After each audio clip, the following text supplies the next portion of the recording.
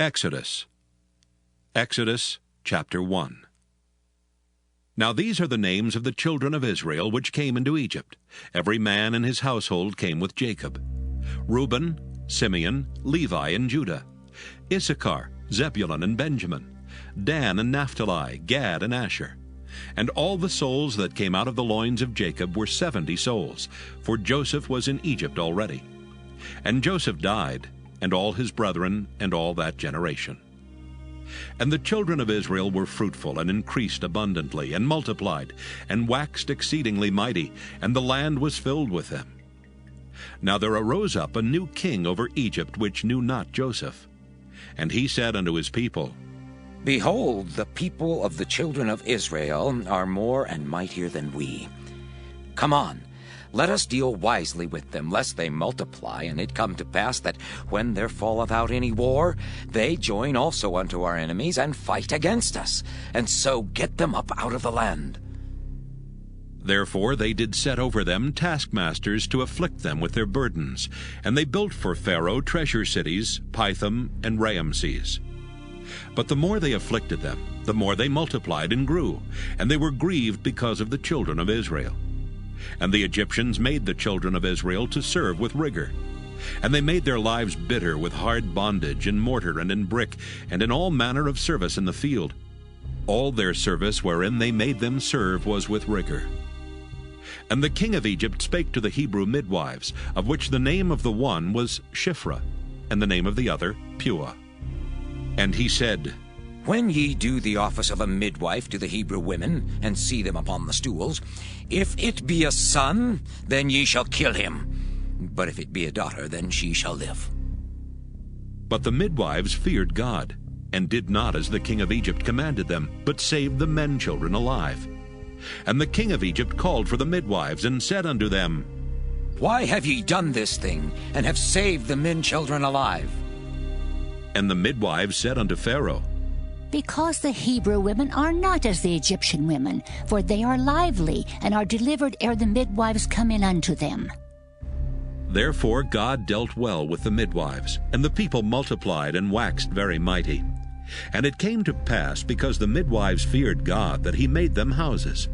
And Pharaoh charged all his people, saying, Every son that is born ye shall cast into the river, and every daughter ye shall save alive. Exodus chapter 2. And there went a man of the house of Levi, and took to wife a daughter of Levi. And the woman conceived and bare a son, and when she saw him that he was a goodly child, she hid him 3 months. And when she could not longer hide him, she took for him an ark of bulrushes, and daubed it with slime and with pitch, and put the child therein. And she laid it in the flags by the river's brink. And his sister stood afar off to wit what would be done to him. And the daughter of Pharaoh came down to wash herself at the river, and her maidens walked along by the river's side. And when she saw the ark among the flags, she sent her maid to fetch it. And when she had opened it, she saw the child, and behold, the babe wept. And she had compassion on him, and said, This is one of the Hebrews' children. Then said his sister to Pharaoh's daughter, Shall I go and call to thee a nurse of the Hebrew women, that she may nurse the child for thee? And Pharaoh's daughter said to her, Go. And the maid went and called the child's mother. And Pharaoh's daughter said unto her, Take this child away and nurse it for me, and I will give thee thy wages. And the woman took the child and nursed it. And the child grew, and she brought him unto Pharaoh's daughter, and he became her son. And she called his name Moses. And she said, Because I drew him out of the water. And it came to pass in those days when Moses was grown, that he went out unto his brethren, and looked on their burdens.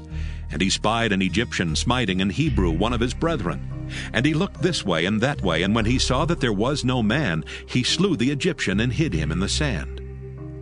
And when he went out the second day, behold, 2 men of the Hebrews strove together. And he said to him that did the wrong, Wherefore smitest thou thy fellow? And he said, Who made thee a prince and a judge over us? Intendest thou to kill me, as thou killedst the Egyptian? And Moses feared and said, Surely this thing is known. Now when Pharaoh heard this thing, he sought to slay Moses. But Moses fled from the face of Pharaoh and dwelt in the land of Midian, and he sat down by a well. Now the priest of Midian had 7 daughters, and they came and drew water and filled the troughs to water their father's flock. And the shepherds came and drove them away, but Moses stood up and helped them and watered their flock. And when they came to Reuel their father, he said, How is it that ye are come so soon today? And they said, An Egyptian delivered us out of the hand of the shepherds, and also drew water enough for us and watered the flock. And he said unto his daughters, And where is he? Why is it that ye have left the man? Call him, that he may eat bread. And Moses was content to dwell with the man. And he gave Moses Zipporah his daughter. And she bare him a son, and he called his name Gershom. For he said, I have been a stranger in a strange land. And it came to pass in process of time that the king of Egypt died. And the children of Israel sighed by reason of the bondage, and they cried, and their cry came up unto God by reason of the bondage. And God heard their groaning, and God remembered his covenant with Abraham, with Isaac, and with Jacob. And God looked upon the children of Israel, and God had respect unto them. Exodus chapter 3. Now Moses kept the flock of Jethro his father-in-law, the priest of Midian, and he led the flock to the backside of the desert, and came to the mountain of God, even to Horeb. And the angel of the Lord appeared unto him in a flame of fire out of the midst of a bush. And he looked, and behold, the bush burned with fire, and the bush was not consumed. And Moses said, I will now turn aside and see this great sight, why the bush is not burnt. And when the Lord saw that he turned aside to see, God called unto him out of the midst of the bush, and said, Moses, Moses. And he said, Here am I. And he said, Draw not nigh hither.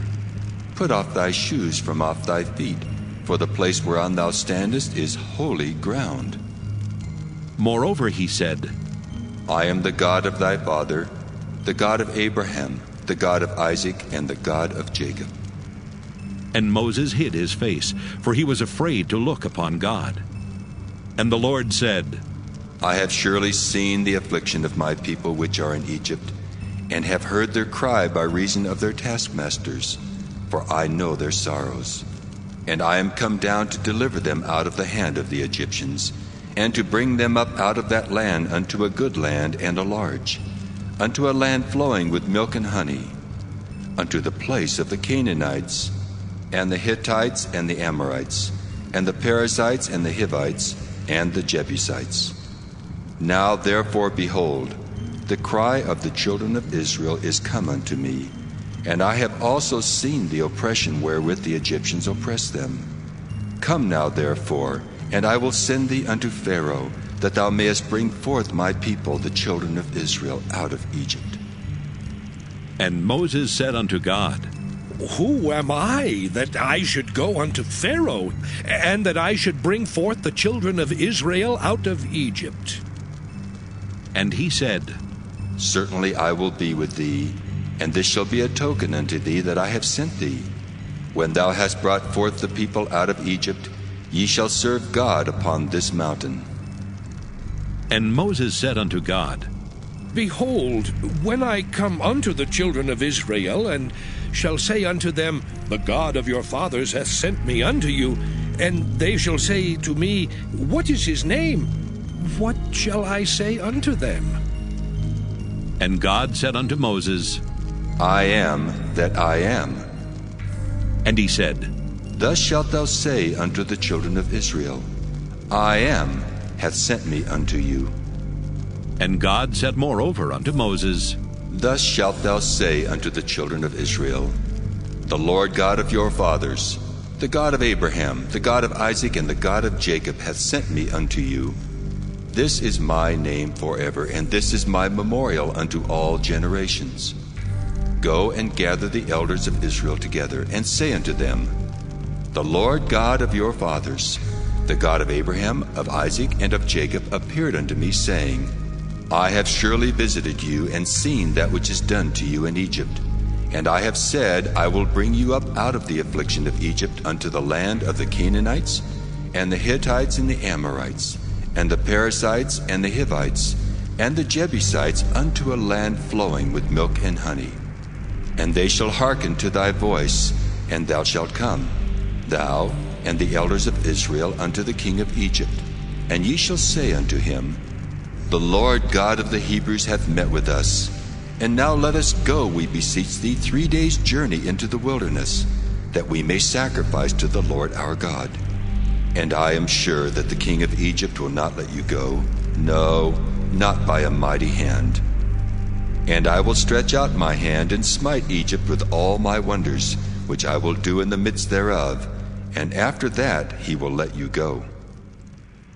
And I will give this people favor in the sight of the Egyptians.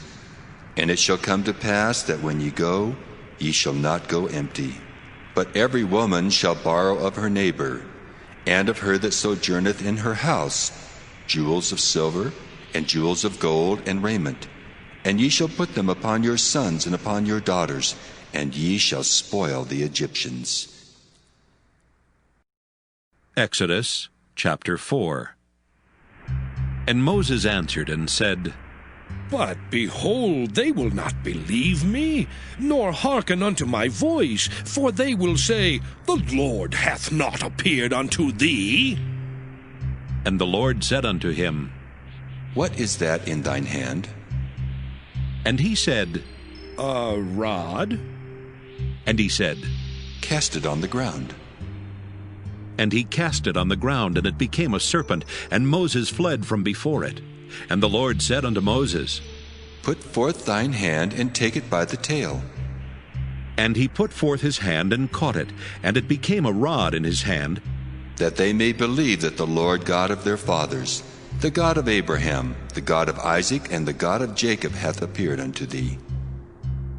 And the Lord said furthermore unto him, Put now thine hand into thy bosom. And he put his hand into his bosom, and when he took it out, behold, his hand was leprous as snow. And he said, Put thine hand into thy bosom again. And he put his hand into his bosom again, and plucked it out of his bosom, and behold, it was turned again as his other flesh. And it shall come to pass, if they will not believe thee, neither hearken to the voice of the first sign, that they will believe the voice of the latter sign. And it shall come to pass, if they will not believe also these 2 signs, neither hearken unto thy voice, that thou shalt take of the water of the river, and pour it upon the dry land. And the water which thou takest out of the river shall become blood upon the dry land. And Moses said unto the Lord, O my Lord, I am not eloquent, neither heretofore nor since thou hast spoken unto thy servant, but I am slow of speech, and of a slow tongue. And the Lord said unto him, Who hath made man's mouth? Or who maketh the dumb, or deaf, or the seeing, or the blind? Have not I the Lord? Now therefore go, and I will be with thy mouth, and teach thee what thou shalt say. And he said, O my Lord, send, I pray thee, by the hand of him whom thou wilt send. And the anger of the Lord was kindled against Moses, and he said, Is not Aaron the Levite thy brother? I know that he can speak well. And also, behold, he cometh forth to meet thee. And when he seeth thee, he will be glad in his heart. And thou shalt speak unto him, and put words in his mouth. And I will be with thy mouth, and with his mouth, and will teach you what ye shall do. And he shall be thy spokesman unto the people. And he shall be, even he shall be to thee instead of a mouth, and thou shalt be to him instead of God. And thou shalt take this rod in thine hand, wherewith thou shalt do signs. And Moses went and returned to Jethro his father-in-law, and said unto him, Let me go, I pray thee, and return unto my brethren which are in Egypt, and see whether they be yet alive. And Jethro said to Moses, Go in peace. And the Lord said unto Moses in Midian, Go, return into Egypt. for all the men are dead which sought thy life. And Moses took his wife and his sons, and set them upon an ass, and he returned to the land of Egypt. And Moses took the rod of God in his hand. And the Lord said unto Moses, When thou goest to return into Egypt, see that thou do all those wonders before Pharaoh which I put in thine hand. But I will harden his heart, that he shall not let the people go. And thou shalt say unto Pharaoh, Thus saith the Lord, Israel is my son, even my firstborn. And I say unto thee, Let my son go, that he may serve me. And if thou refuse to let him go, behold, I will slay thy son, even thy firstborn. And it came to pass by the way in the inn that the Lord met him, and sought to kill him. Then Zipporah took a sharp stone, and cut off the foreskin of her son, and cast it at his feet, and said, Surely a bloody husband art thou to me. So he let him go. Then she said, A bloody husband thou art, because of the circumcision. And the Lord said to Aaron, Go into the wilderness to meet Moses. And he went and met him in the mount of God, and kissed him. And Moses told Aaron all the words of the Lord who had sent him, and all the signs which he had commanded him. And Moses and Aaron went and gathered together all the elders of the children of Israel. And Aaron spake all the words which the Lord had spoken unto Moses, and did the signs in the sight of the people. And the people believed. And when they heard that the Lord had visited the children of Israel, and that he had looked upon their affliction, then they bowed their heads and worshipped. Exodus chapter 5. And afterward Moses and Aaron went in and told Pharaoh, Thus saith the Lord God of Israel, Let my people go, that they may hold a feast unto me in the wilderness. And Pharaoh said, Who is the Lord, that I should obey his voice to let Israel go? I know not the Lord, neither will I let Israel go. And they said, The God of the Hebrews hath met with us. Let us go, we pray thee, 3 days' journey into the desert, and sacrifice unto the Lord our God, lest he fall upon us with pestilence or with the sword. And the king of Egypt said unto them, Wherefore do ye, Moses and Aaron, let the people from their works? Get you unto your burdens. And Pharaoh said, Behold, the people of the land now are many, and ye make them rest from their burdens?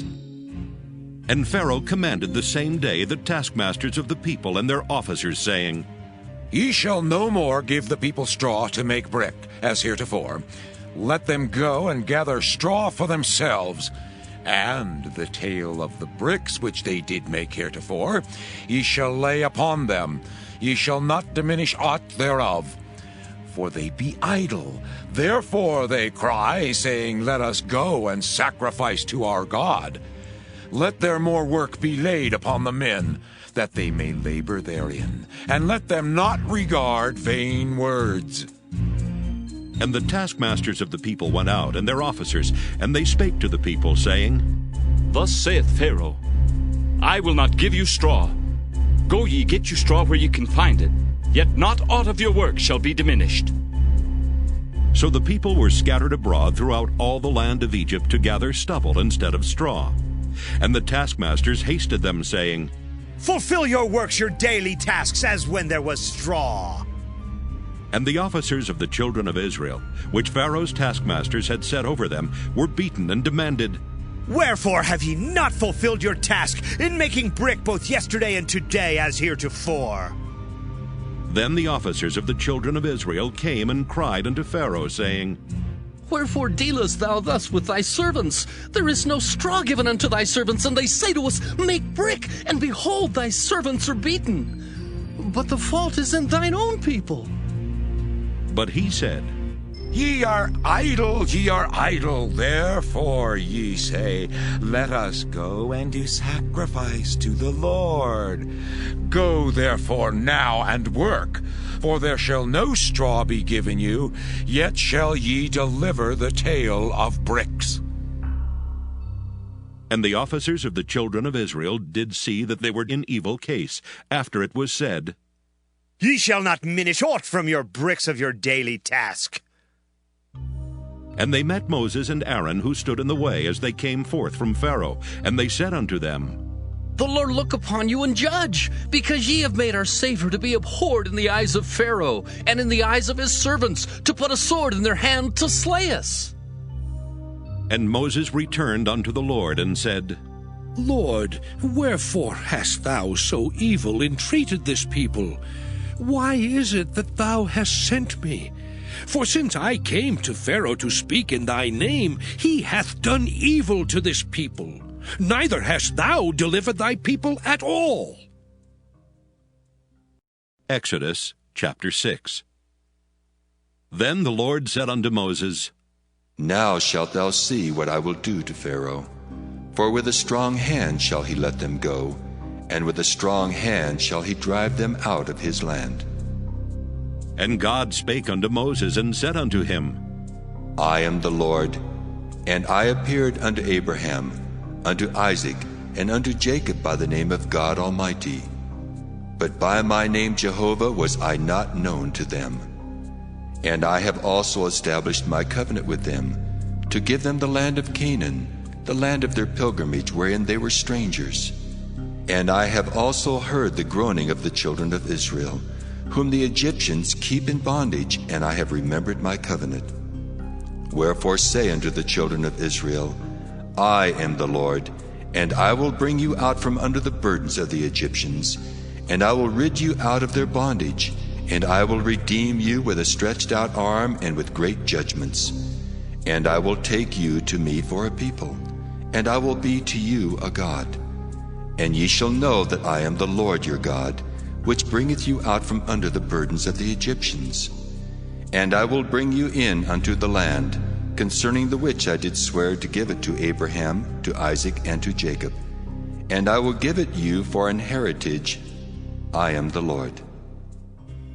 And Moses spake so unto the children of Israel. But they hearkened not unto Moses for anguish of spirit and for cruel bondage. And the Lord spake unto Moses, saying, Go in, speak unto Pharaoh king of Egypt, that he let the children of Israel go out of his land. And Moses spake before the Lord, saying, Behold, the children of Israel have not hearkened unto me. How then shall Pharaoh hear me, who am of uncircumcised lips? And the Lord spake unto Moses and unto Aaron, and gave them a charge unto the children of Israel, and unto Pharaoh king of Egypt, to bring the children of Israel out of the land of Egypt. These be the heads of their fathers' houses. The sons of Reuben, the firstborn of Israel, Hanok and Palu, Hezron and Carmi. These be the families of Reuben. And the sons of Simeon, Jemuel and Jamin, and Ohad and Jachin, and Zohar and Shaul, the son of a Canaanitish woman. These are the families of Simeon. And these are the names of the sons of Levi according to their generations, Gershon and Kohath and Merari. And the years of the life of Levi were 137 years. The sons of Gershon, Libni and Shimei according to their families. And the sons of Kohath, Amram and Izhar and Hebron and Uzziel. And the years of the life of Kohath were 133 years. And the sons of Merari, Mahali and Mushi. These are the families of Levi according to their generations. And Amram took him Jochebed, his father's sister, to wife, and she bare him Aaron and Moses.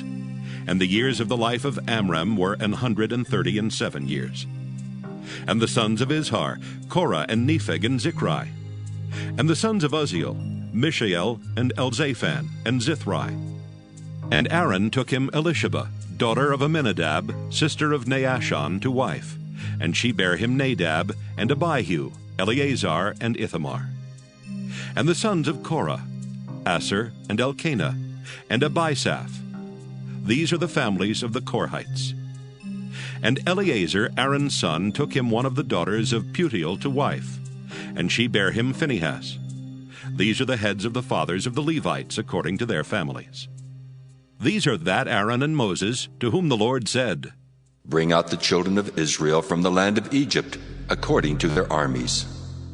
These are they which spake to Pharaoh king of Egypt, to bring out the children of Israel from Egypt. These are that Moses and Aaron. And it came to pass on the day when the Lord spake unto Moses in the land of Egypt, that the Lord spake unto Moses, saying, I am the Lord. Speak thou unto Pharaoh king of Egypt all that I say unto thee. And Moses said before the Lord, Lord, behold, I am of uncircumcised lips, and how shall Pharaoh hearken unto me? Exodus chapter 7. And the Lord said unto Moses, See, I have made thee a god to Pharaoh, and Aaron thy brother shall be thy prophet. Thou shalt speak all that I command thee, and Aaron thy brother shall speak unto Pharaoh, that he send the children of Israel out of his land. And I will harden Pharaoh's heart, and multiply my signs and my wonders in the land of Egypt. But Pharaoh shall not hearken unto you, that I may lay my hand upon Egypt, and bring forth mine armies, and my people the children of Israel out of the land of Egypt by great judgments. And the Egyptians shall know that I am the Lord, when I stretch forth mine hand upon Egypt, and bring out the children of Israel from among them. And Moses and Aaron did as the Lord commanded them, so did they. And Moses was 80 years old, and Aaron 83 years old, when they spake unto Pharaoh.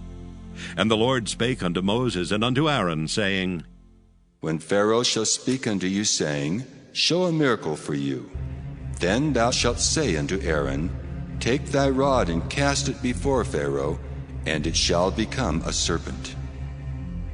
And Moses and Aaron went in unto Pharaoh, and they did so as the Lord had commanded. And Aaron cast down his rod before Pharaoh and before his servants, and it became a serpent. Then Pharaoh also called the wise men and the sorcerers. Now the magicians of Egypt, they also did in like manner with their enchantments.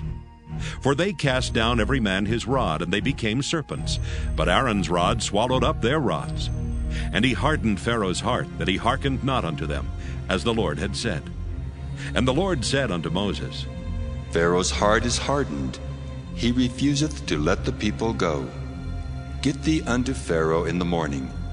Lo, he goeth out unto the water, and thou shalt stand by the river's brink against he come. And the rod which was turned to a serpent shalt thou take in thine hand, and thou shalt say unto him, The Lord God of the Hebrews hath sent me unto thee, saying, Let my people go, that they may serve me in the wilderness.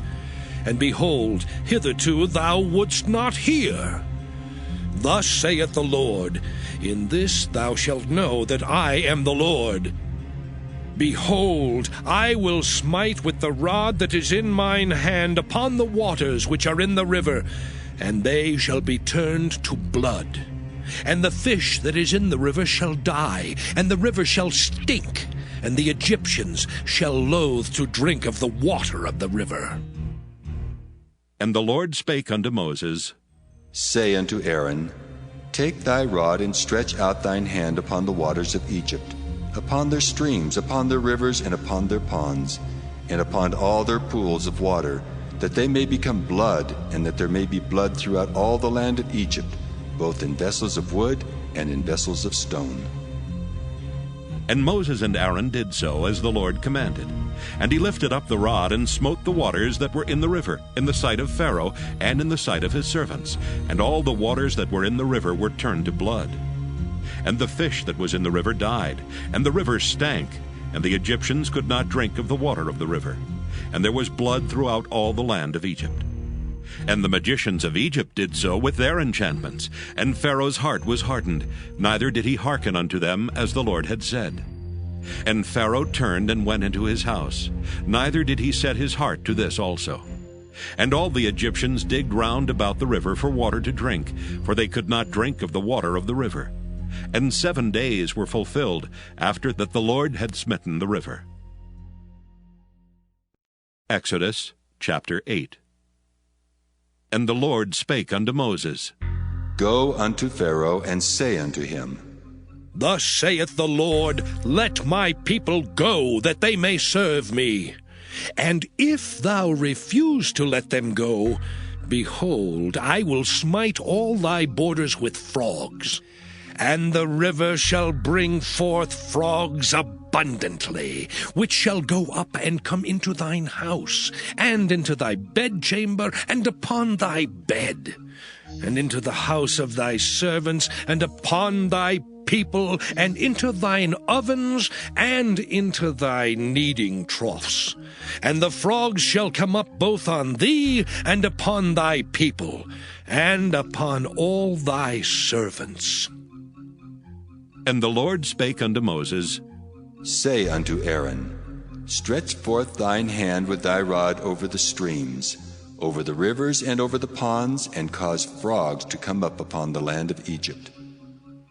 And Aaron stretched out his hand over the waters of Egypt, and the frogs came up and covered the land of Egypt. And the magicians did so with their enchantments, and brought up frogs upon the land of Egypt. Then Pharaoh called for Moses and Aaron, and said, Entreat the Lord that he may take away the frogs from me and from my people, and I will let the people go, that they may do sacrifice unto the Lord. And Moses said unto Pharaoh, Glory over me. When shall I entreat for thee, and for thy servants, and for thy people, to destroy the frogs from thee and thy houses, that they may remain in the river only? And he said, Tomorrow. And he said, Be it according to thy word, that thou mayest know that there is none like unto the Lord our God. And the frogs shall depart from thee, and from thy houses, and from thy servants, and from thy people. They shall remain in the river only. And Moses and Aaron went out from Pharaoh. And Moses cried unto the Lord because of the frogs which he had brought against Pharaoh. And the Lord did according to the word of Moses, and the frogs died out of the houses, out of the villages, and out of the fields. And they gathered them together upon heaps, and the land stank. But when Pharaoh saw that there was respite, he hardened his heart, and hearkened not unto them, as the Lord had said. And the Lord said unto Moses, Say unto Aaron, Stretch out thy rod, and smite the dust of the land, that it may become lice throughout all the land of Egypt. And they did so. For Aaron stretched out his hand with his rod, and smote the dust of the earth, and it became lice in man and in beast. All the dust of the land became lice throughout all the land of Egypt. And the magicians did so with their enchantments to bring forth lice, but they could not. So there were lice upon man and upon beast. Then the magician said unto Pharaoh, This is the finger of God. And Pharaoh's heart was hardened, and he hearkened not unto them, as the Lord had said. And the Lord said unto Moses, Rise up early in the morning, and stand before Pharaoh. Lo, he cometh forth to the water, and say unto him, Thus saith the Lord, Let my people go, that they may serve me. Else, if thou wilt not let my people go, behold, I will send swarms of flies upon thee, and upon thy servants, and upon thy people, and into thy houses. And the houses of the Egyptians shall be full of swarms of flies, and also the ground whereon they are. And I will sever in that day the land of Goshen, in which my people dwell, that no swarms of flies shall be there. To the end thou mayest know that I am the Lord in the midst of the earth. And I will put a division between my people and thy people. Tomorrow shall this sign be. And the Lord did so. And there came a grievous swarm of flies into the house of Pharaoh, and into his servants' houses, and into all the land of Egypt. The land was corrupted by reason of the swarm of flies. And Pharaoh called for Moses and for Aaron, and said, Go ye, sacrifice to your God in the land. And Moses said, It is not meet so to do, for we shall sacrifice the abomination of the Egyptians to the Lord our God. Lo, shall we sacrifice the abomination of the Egyptians before their eyes, and will they not stone us? We will go 3 days' journey into the wilderness, and sacrifice to the Lord our God, as he shall command us. And Pharaoh said, I will let you go, that ye may sacrifice to the Lord your God in the wilderness. Only ye shall not go very far away. Entreat for me. And Moses said, Behold, I go out from thee, and I will entreat the Lord that the swarms of flies may depart from Pharaoh, from his servants, and from his people tomorrow. But let not Pharaoh deal deceitfully any more in not letting the people go to sacrifice to the Lord. And Moses went out from Pharaoh and entreated the Lord. And the Lord did according to the word of Moses, and he removed the swarms of flies from Pharaoh, from his servants, and from his people. There remained not one. And Pharaoh hardened his heart at this time also, neither would he let the people go.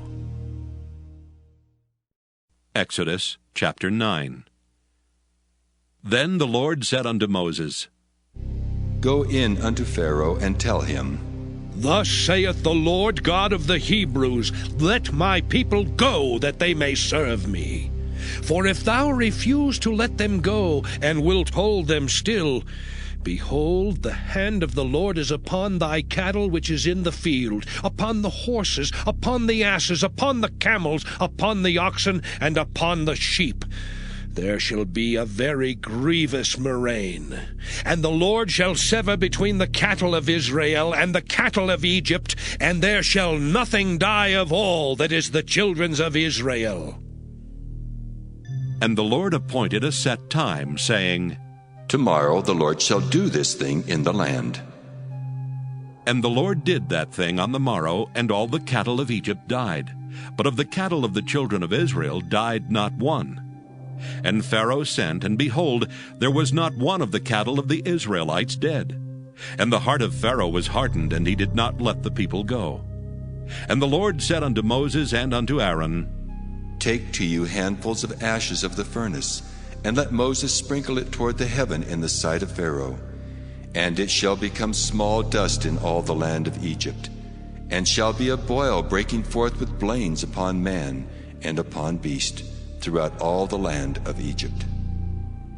And they took ashes of the furnace and stood before Pharaoh. And Moses sprinkled it up toward heaven, and it became a boil breaking forth with blains upon man and upon beast. And the magicians could not stand before Moses because of the boils, for the boil was upon the magicians and upon all the Egyptians. And the Lord hardened the heart of Pharaoh, and he hearkened not unto them, as the Lord had spoken unto Moses. And the Lord said unto Moses, Rise up early in the morning, and stand before Pharaoh, and say unto him, Thus saith the Lord God of the Hebrews, Let my people go, that they may serve me. For I will at this time send all my plagues upon thine heart, and upon thy servants, and upon thy people, that thou mayest know that there is none like me in all the earth. For now I will stretch out my hand, that I may smite thee and thy people with pestilence, and thou shalt be cut off from the earth. And in very deed for this cause have I raised thee up, for to show in thee my power, and that my name may be declared throughout all the earth. As yet exaltest thou thyself against my people, that thou wilt not let them go? Behold, tomorrow, about this time, I will cause it to rain a very grievous hail, such as hath not been in Egypt since the foundation thereof, even until now. Send therefore now, and gather thy cattle, and all that thou hast in the field. For upon every man and beast which shall be found in the field, and shall not be brought home, the hail shall come down upon them, and they shall die. He that feared the word of the Lord among the servants of Pharaoh made his servants and his cattle flee into the houses. And he that regarded not the word of the Lord left his servants and his cattle in the field. And the Lord said unto Moses, Stretch forth thine hand toward heaven, that there may be hail in all the land of Egypt, upon man and upon beast, and upon every herb of the field throughout the land of Egypt. And Moses stretched forth his rod toward heaven, and the Lord sent thunder and hail, and the fire ran along upon the ground. And the Lord rained hail upon the land of Egypt. So there was hail and fire mingled with the hail, very grievous, such as there was none like it in all the land of Egypt since it became a nation. And the hail smote throughout all the land of Egypt all that was in the field, both man and beast. And the hail smote every herb of the field, and brake every tree of the field. Only in the land of Goshen, where the children of Israel were, was there no hail. And Pharaoh sent and called for Moses and Aaron, and said unto them, I have sinned this time. The Lord is righteous, and I and my people are wicked. Entreat the Lord, for it is enough that there be no more mighty thunderings and hail, and I will let you go, and ye shall stay no longer. And Moses said unto him, As soon as I am gone out of the city, I will spread abroad my hands unto the Lord. And the thunder shall cease, neither shall there be any more hail, that thou mayest know how that the earth is the Lord's. But as for thee and thy servants, I know that ye will not yet fear the Lord God. And the flax and the barley was smitten, for the barley was in the ear, and the flax was bold. But the wheat and the rye were not smitten, for they were not grown up. And Moses went out of the city from Pharaoh, and spread abroad his hands unto the Lord. And the thunders and hail ceased, and the rain was not poured upon the earth. And when Pharaoh saw that the rain and the hail and the thunders were ceased, he sinned yet more, and hardened his heart, he and his servants. And the heart of Pharaoh was hardened, neither would he let the children of Israel go, as the Lord had spoken by Moses. Exodus chapter 10. And the Lord said unto Moses, Go in unto Pharaoh, for I have hardened his heart and the heart of his servants, that I might show these my signs before him, and that thou mayest tell in the ears of thy son, and of thy son's son, what things I have wrought in Egypt, and my signs which I have done among them, that ye may know how that I am the Lord. And Moses and Aaron came in unto Pharaoh, and said unto him, Thus saith the Lord God of the Hebrews, How long wilt thou refuse to humble thyself before me? Let my people go, that they may serve me. Else, if thou refuse to let my people go, behold, tomorrow will I bring the locusts into thy coast, and they shall cover the face of the earth, that one cannot be able to see the earth. And they shall eat the residue of that which is escaped, which remaineth unto you from the hail, and shall eat every tree which groweth for you out of the field.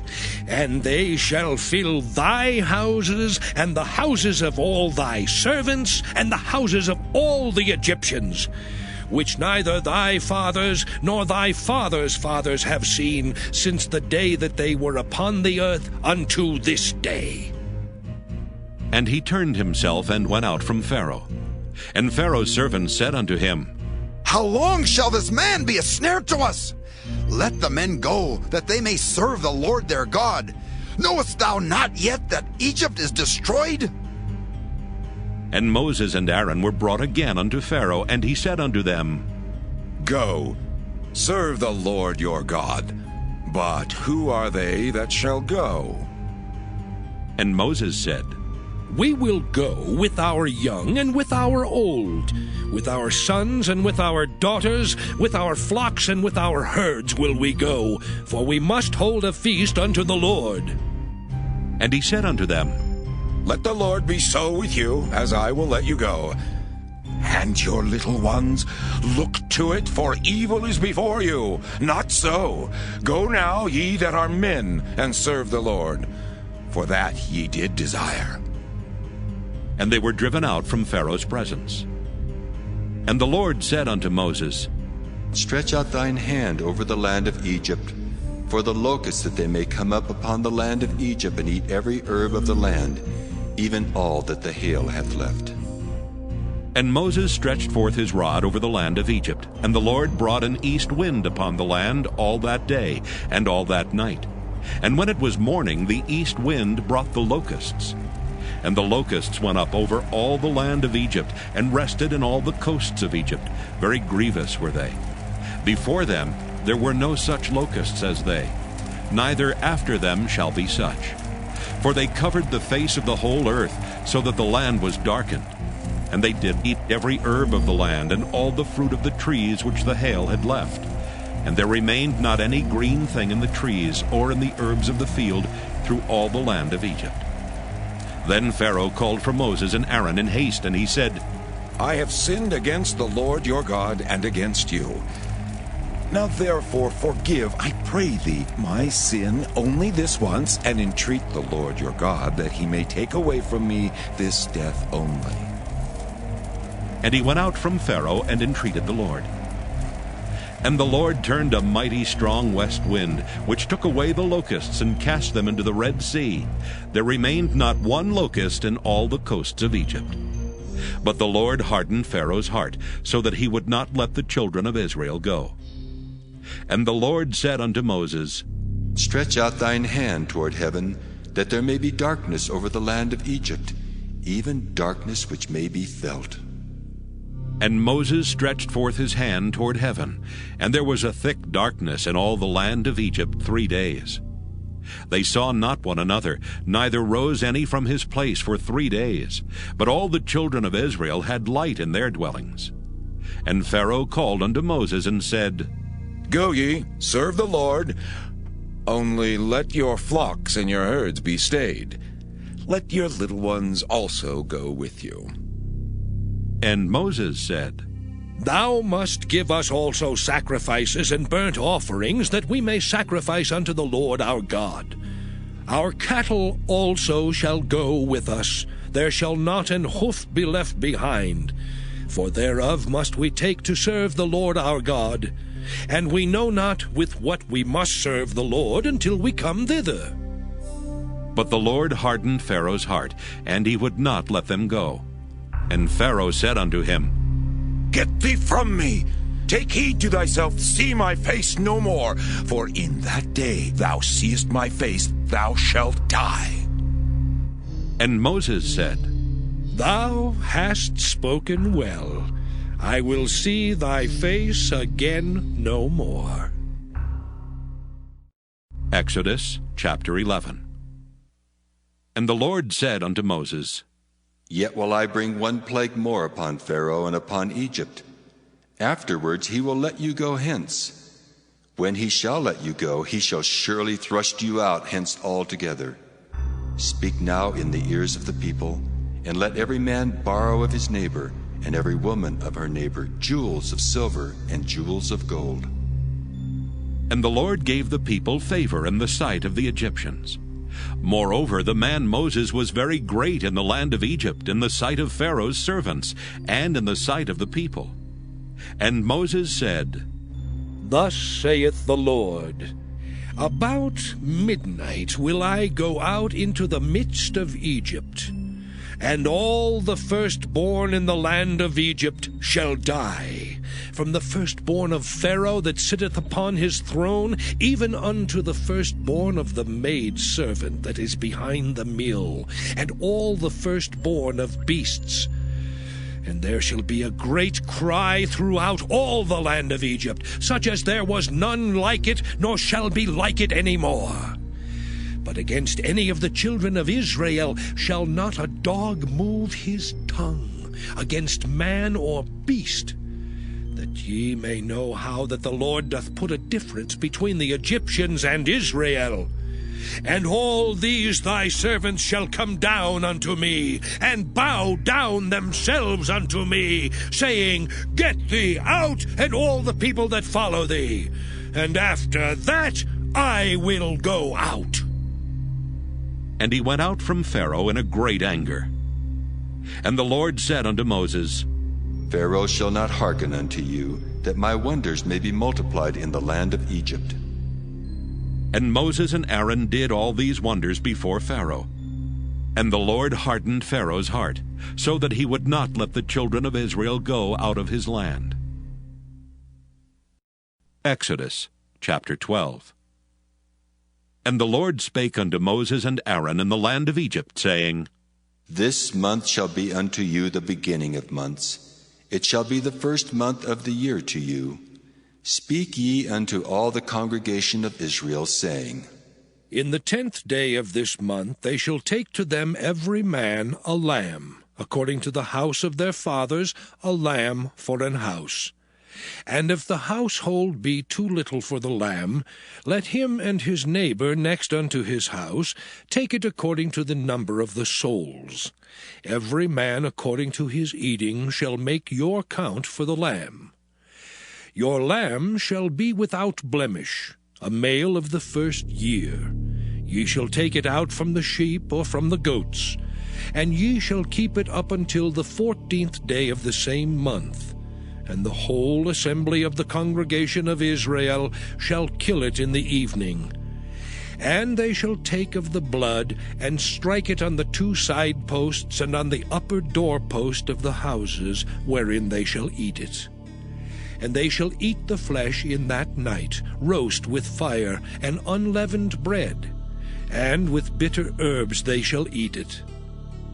Eat not of it raw, nor sodden at all with water, but roast with fire, his head with his legs, and with the purtenance thereof. And ye shall let nothing of it remain until the morning, and that which remaineth of it until the morning ye shall burn with fire.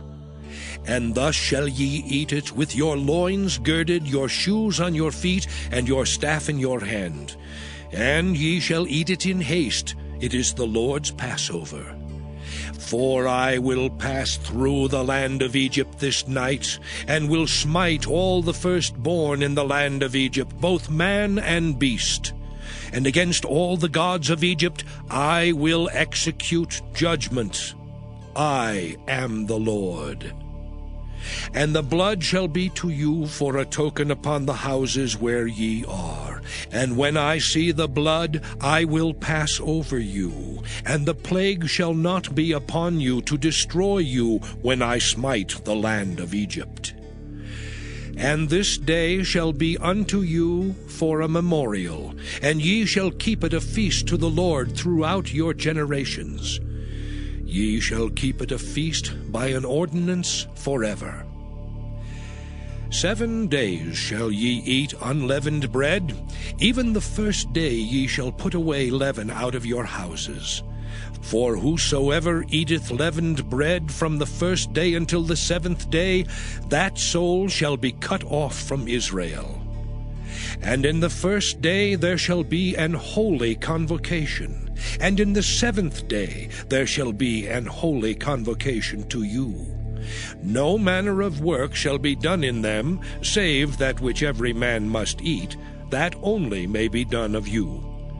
And ye shall observe the feast of unleavened bread. For in this selfsame day have I brought your armies out of the land of Egypt. Therefore shall ye observe this day in your generations by an ordinance forever.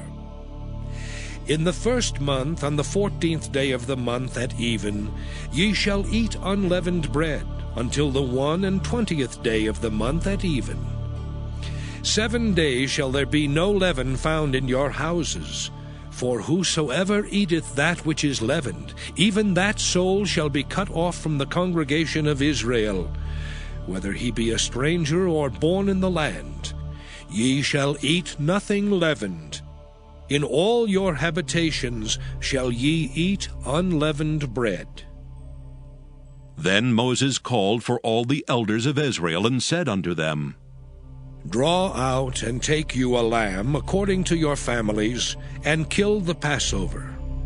And ye shall take a bunch of hyssop, and dip it in the blood that is in the basin, and strike the lintel and the 2 side posts with the blood that is in the basin. And none of you shall go out at the door of his house until the morning. For the Lord will pass through to smite the Egyptians, and when he seeth the blood upon the lintel and on the 2 side posts, the Lord will pass over the door, and will not suffer the destroyer to come in unto your houses to smite you. And ye shall observe this thing for an ordinance to thee and to thy sons forever. And it shall come to pass, when ye be come to the land which the Lord will give you, according as he hath promised, that ye shall keep this service. And it shall come to pass, when your children shall say unto you, What mean ye by this service? That ye shall say, It is the sacrifice of the Lord's Passover, who passed over the houses of the children of Israel in Egypt, when he smote the Egyptians and delivered our houses. And the people bowed the head and worshipped. And the children of Israel went away and did as the Lord had commanded Moses and Aaron, so did they. And it came to pass that at midnight the Lord smote all the firstborn in the land of Egypt, from the firstborn of Pharaoh that sat on his throne unto the firstborn of the captive that was in the dungeon, and all the firstborn of cattle. And Pharaoh rose up in the night, he and all his servants and all the Egyptians. And there was a great cry in Egypt, for there was not a house where there was not one dead. And he called for Moses and Aaron by night and said, Rise up, and get you forth from among my people, both ye and the children of Israel, and go, serve the Lord as ye have said. Also take your flocks and your herds as ye have said, and be gone. And bless me also. And the Egyptians were urgent upon the people, that they might send them out of the land in haste, for they said, We be all dead men. And the people took their dough before it was leavened, their kneading troughs being bound up in their clothes upon their shoulders. And the children of Israel did according to the word of Moses. And they borrowed of the Egyptians jewels of silver and jewels of gold and raiment. And the Lord gave the people favor in the sight of the Egyptians, so that they lent unto them such things as they required, and they spoiled the Egyptians. And the children of Israel journeyed from Ramesses to Succoth, about 600,000 on foot that were men beside children. And a mixed multitude went up also with them, and flocks and herds, even very much cattle. And they baked unleavened cakes of the dough which they brought forth out of Egypt, for it was not leavened, because they were thrust out of Egypt and could not tarry, neither had they prepared for themselves any victual. Now the sojourning of the children of Israel who dwelt in Egypt was 430 years. And it came to pass at the end of the 430 years, even the selfsame day it came to pass, that all the hosts of the Lord went out from the land of Egypt. It is a night to be much observed unto the Lord for bringing them out from the land of Egypt. This is that night of the Lord to be observed of all the children of Israel in their generations. And the Lord said unto Moses and Aaron, This is the ordinance of the Passover. There shall no stranger eat thereof, but every man's servant that is bought for money. When thou hast circumcised him, then shall he eat thereof. A foreigner and an hired servant shall not eat thereof. In one house shall it be eaten. Thou shalt not carry forth aught of the flesh abroad out of the house, neither shall ye break a bone thereof. All the congregation of Israel shall keep it.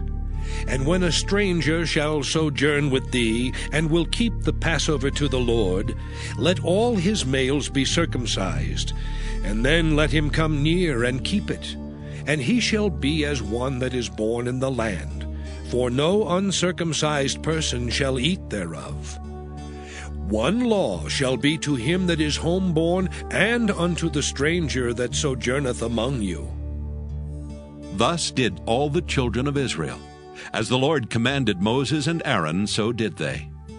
And it came to pass the selfsame day that the Lord did bring the children of Israel out of the land of Egypt by their armies. Exodus chapter 13. And the Lord spake unto Moses, saying, Sanctify unto me all the firstborn, whatsoever openeth the womb among the children of Israel, both of man and of beast, it is mine. And Moses said unto the people, Remember this day in which ye came out from Egypt, out of the house of bondage. For by strength of hand the Lord brought you out from this place. There shall no leavened bread be eaten. This day came ye out in the month Abib. And it shall be, when the Lord shall bring thee into the land of the Canaanites, and the Hittites, and the Amorites, and the Hivites, and the Jebusites, which he sware unto thy fathers to give thee, a land flowing with milk and honey, that thou shalt keep this service in this month. 7 days thou shalt eat unleavened bread, and in the 7th day shall be a feast to the Lord. Unleavened bread shall be eaten 7 days, and there shall no leavened bread be seen with thee, neither shall there be leaven seen with thee in all thy quarters. And thou shalt show thy son in that day, saying, This is done because of that which the Lord did unto me when I came forth out of Egypt. And it shall be for a sign unto thee upon thine hand, and for a memorial between thine eyes, that the Lord's law may be in thy mouth. For with a strong hand hath the Lord brought thee out of Egypt. Thou shalt therefore keep this ordinance in his season from year to year. And it shall be, when the Lord shall bring thee into the land of the Canaanites, as he sware unto thee and to thy fathers, and shall give it thee, that thou shalt set apart unto the Lord all that openeth the matrix, and every firstling that cometh of a beast which thou hast, the males shall be the Lord's. And every firstling of an ass thou shalt redeem with a lamb. And if thou wilt not redeem it, then thou shalt break his neck. And all the firstborn of man among thy children shalt thou redeem. And it shall be, when thy son asketh thee in time to come, saying, What is this? That thou shalt say unto him, By strength of hand the Lord brought us out from Egypt, from the house of bondage. And it came to pass, when Pharaoh would hardly let us go, that the Lord slew all the firstborn in the land of Egypt, both the firstborn of man and the firstborn of beast. Therefore I sacrifice to the Lord all that open the matrix, being males. But all the firstborn of my children I redeem. And it shall be for a token upon thine hand, and for frontlets between thine eyes. For by strength of hand the Lord brought us forth out of Egypt. And it came to pass, when Pharaoh had let the people go, that God led them not through the way of the land of the Philistines, although that was near. For God said, Lest peradventure the people repent when they see war, and they return to Egypt. But God led the people about through the way of the wilderness of the Red Sea, and the children of Israel went up harnessed out of the land of Egypt. And Moses took the bones of Joseph with him, for he had straitly sworn the children of Israel, saying, God will surely visit you, and ye shall carry up my bones away hence with you. And they took their journey from Succoth, and encamped in Etham in the edge of the wilderness. And the Lord went before them by day in a pillar of a cloud, to lead them the way, and by night in a pillar of fire, to give them light, to go by day and night. He took not away the pillar of the cloud by day, nor the pillar of fire by night from before the people. Exodus chapter 14. And the Lord spake unto Moses, saying, Speak unto the children of Israel, that they turn and encamp before Pi-hahiroth, between Migdol and the sea, over against Baal-zephon. Before it shall ye encamp by the sea. For Pharaoh will say of the children of Israel, They are entangled in the land, the wilderness hath shut them in. And I will harden Pharaoh's heart, that he shall follow after them. And I will be honored upon Pharaoh, and upon all his host, that the Egyptians may know that I am the Lord. And they did so. And it was told the king of Egypt that the people fled. And the heart of Pharaoh and of his servants was turned against the people, and they said, Why have we done this, that we have let Israel go from serving us? And he made ready his chariot, and took his people with him. And he took 600 chosen chariots, and all the chariots of Egypt, and captains over every one of them. And the Lord hardened the heart of Pharaoh king of Egypt, and he pursued after the children of Israel. And the children of Israel went out with an high hand. But the Egyptians pursued after them, all the horses and chariots of Pharaoh and his horsemen and his army, and overtook them encamping by the sea, beside Pi-hahiroth, before Baal-zephon. And when Pharaoh drew nigh, the children of Israel lifted up their eyes, and behold, the Egyptians marched after them. And they were sore afraid. And the children of Israel cried out unto the Lord. And they said unto Moses, Because there were no graves in Egypt, hast thou taken us away to die in the wilderness? Wherefore hast thou dealt thus with us, to carry us forth out of Egypt? Is not this the word that we did tell thee in Egypt, saying, Let us alone, that we may serve the Egyptians? For it had been better for us to serve the Egyptians, than that we should die in the wilderness.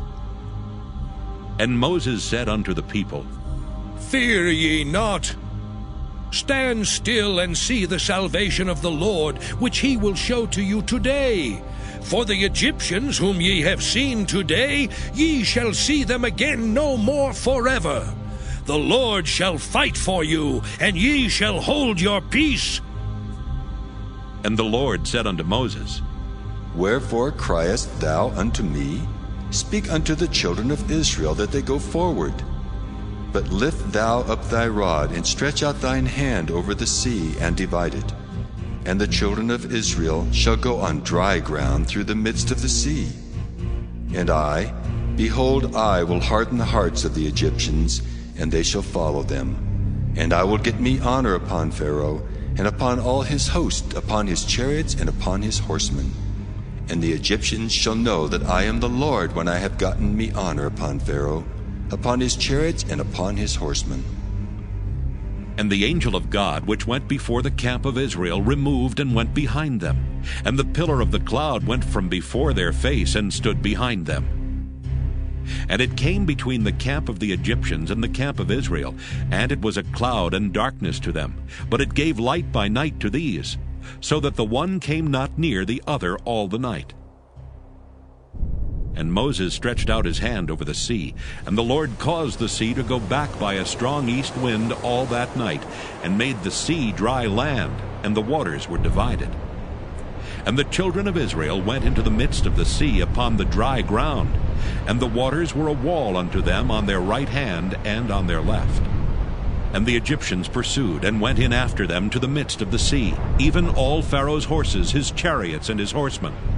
And it came to pass that in the morning watch the Lord looked unto the host of the Egyptians through the pillar of fire and of the cloud, and troubled the host of the Egyptians, and took off their chariot wheels, that they drave them heavily.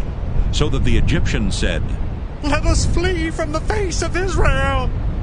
For the Lord fighteth for them against the Egyptians. And the Lord said unto Moses, Stretch out thine hand over the sea, that the waters may come again upon the Egyptians, upon their chariots, and upon their horsemen. And Moses stretched forth his hand over the sea, and the sea returned to his strength when the morning appeared. And the Egyptians fled against it, and the Lord overthrew the Egyptians in the midst of the sea. And the waters returned and covered the chariots and the horsemen, and all the host of Pharaoh that came into the sea after them. There remained not so much as one of them. But the children of Israel walked upon dry land in the midst of the sea, and the waters were a wall unto them on their right hand and on their left.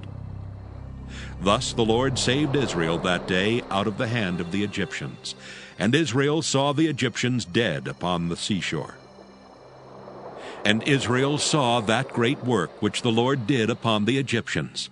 And the people feared the Lord, and believed the Lord and his servant Moses.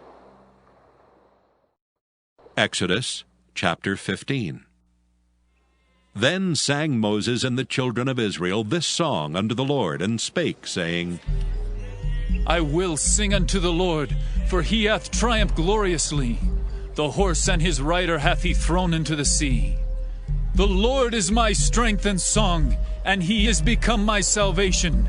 He is my God, and I will prepare him an habitation.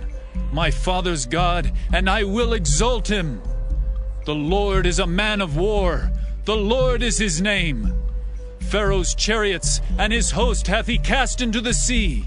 His chosen captains also are drowned in the Red Sea.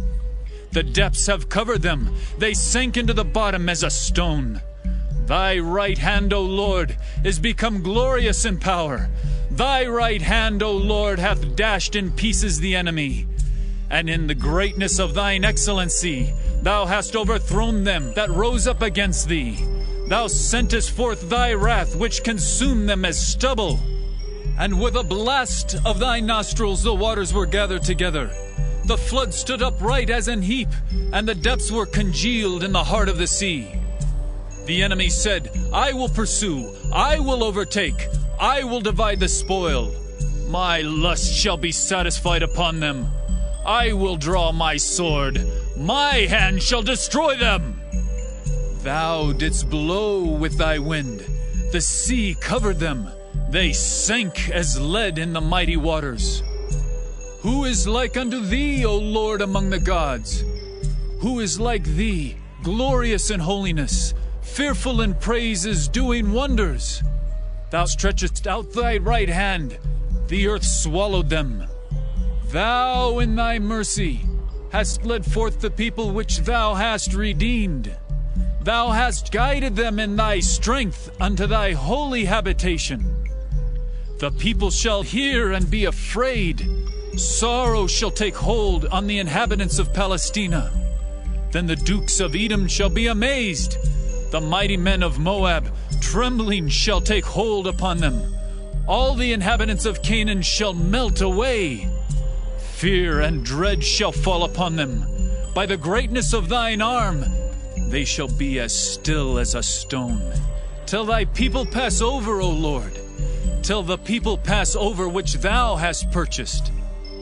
Thou shalt bring them in and plant them in the mountain of thine inheritance, in the place, O Lord, which thou hast made for thee to dwell in the sanctuary, O Lord, which thy hands have established. The Lord shall reign forever and ever.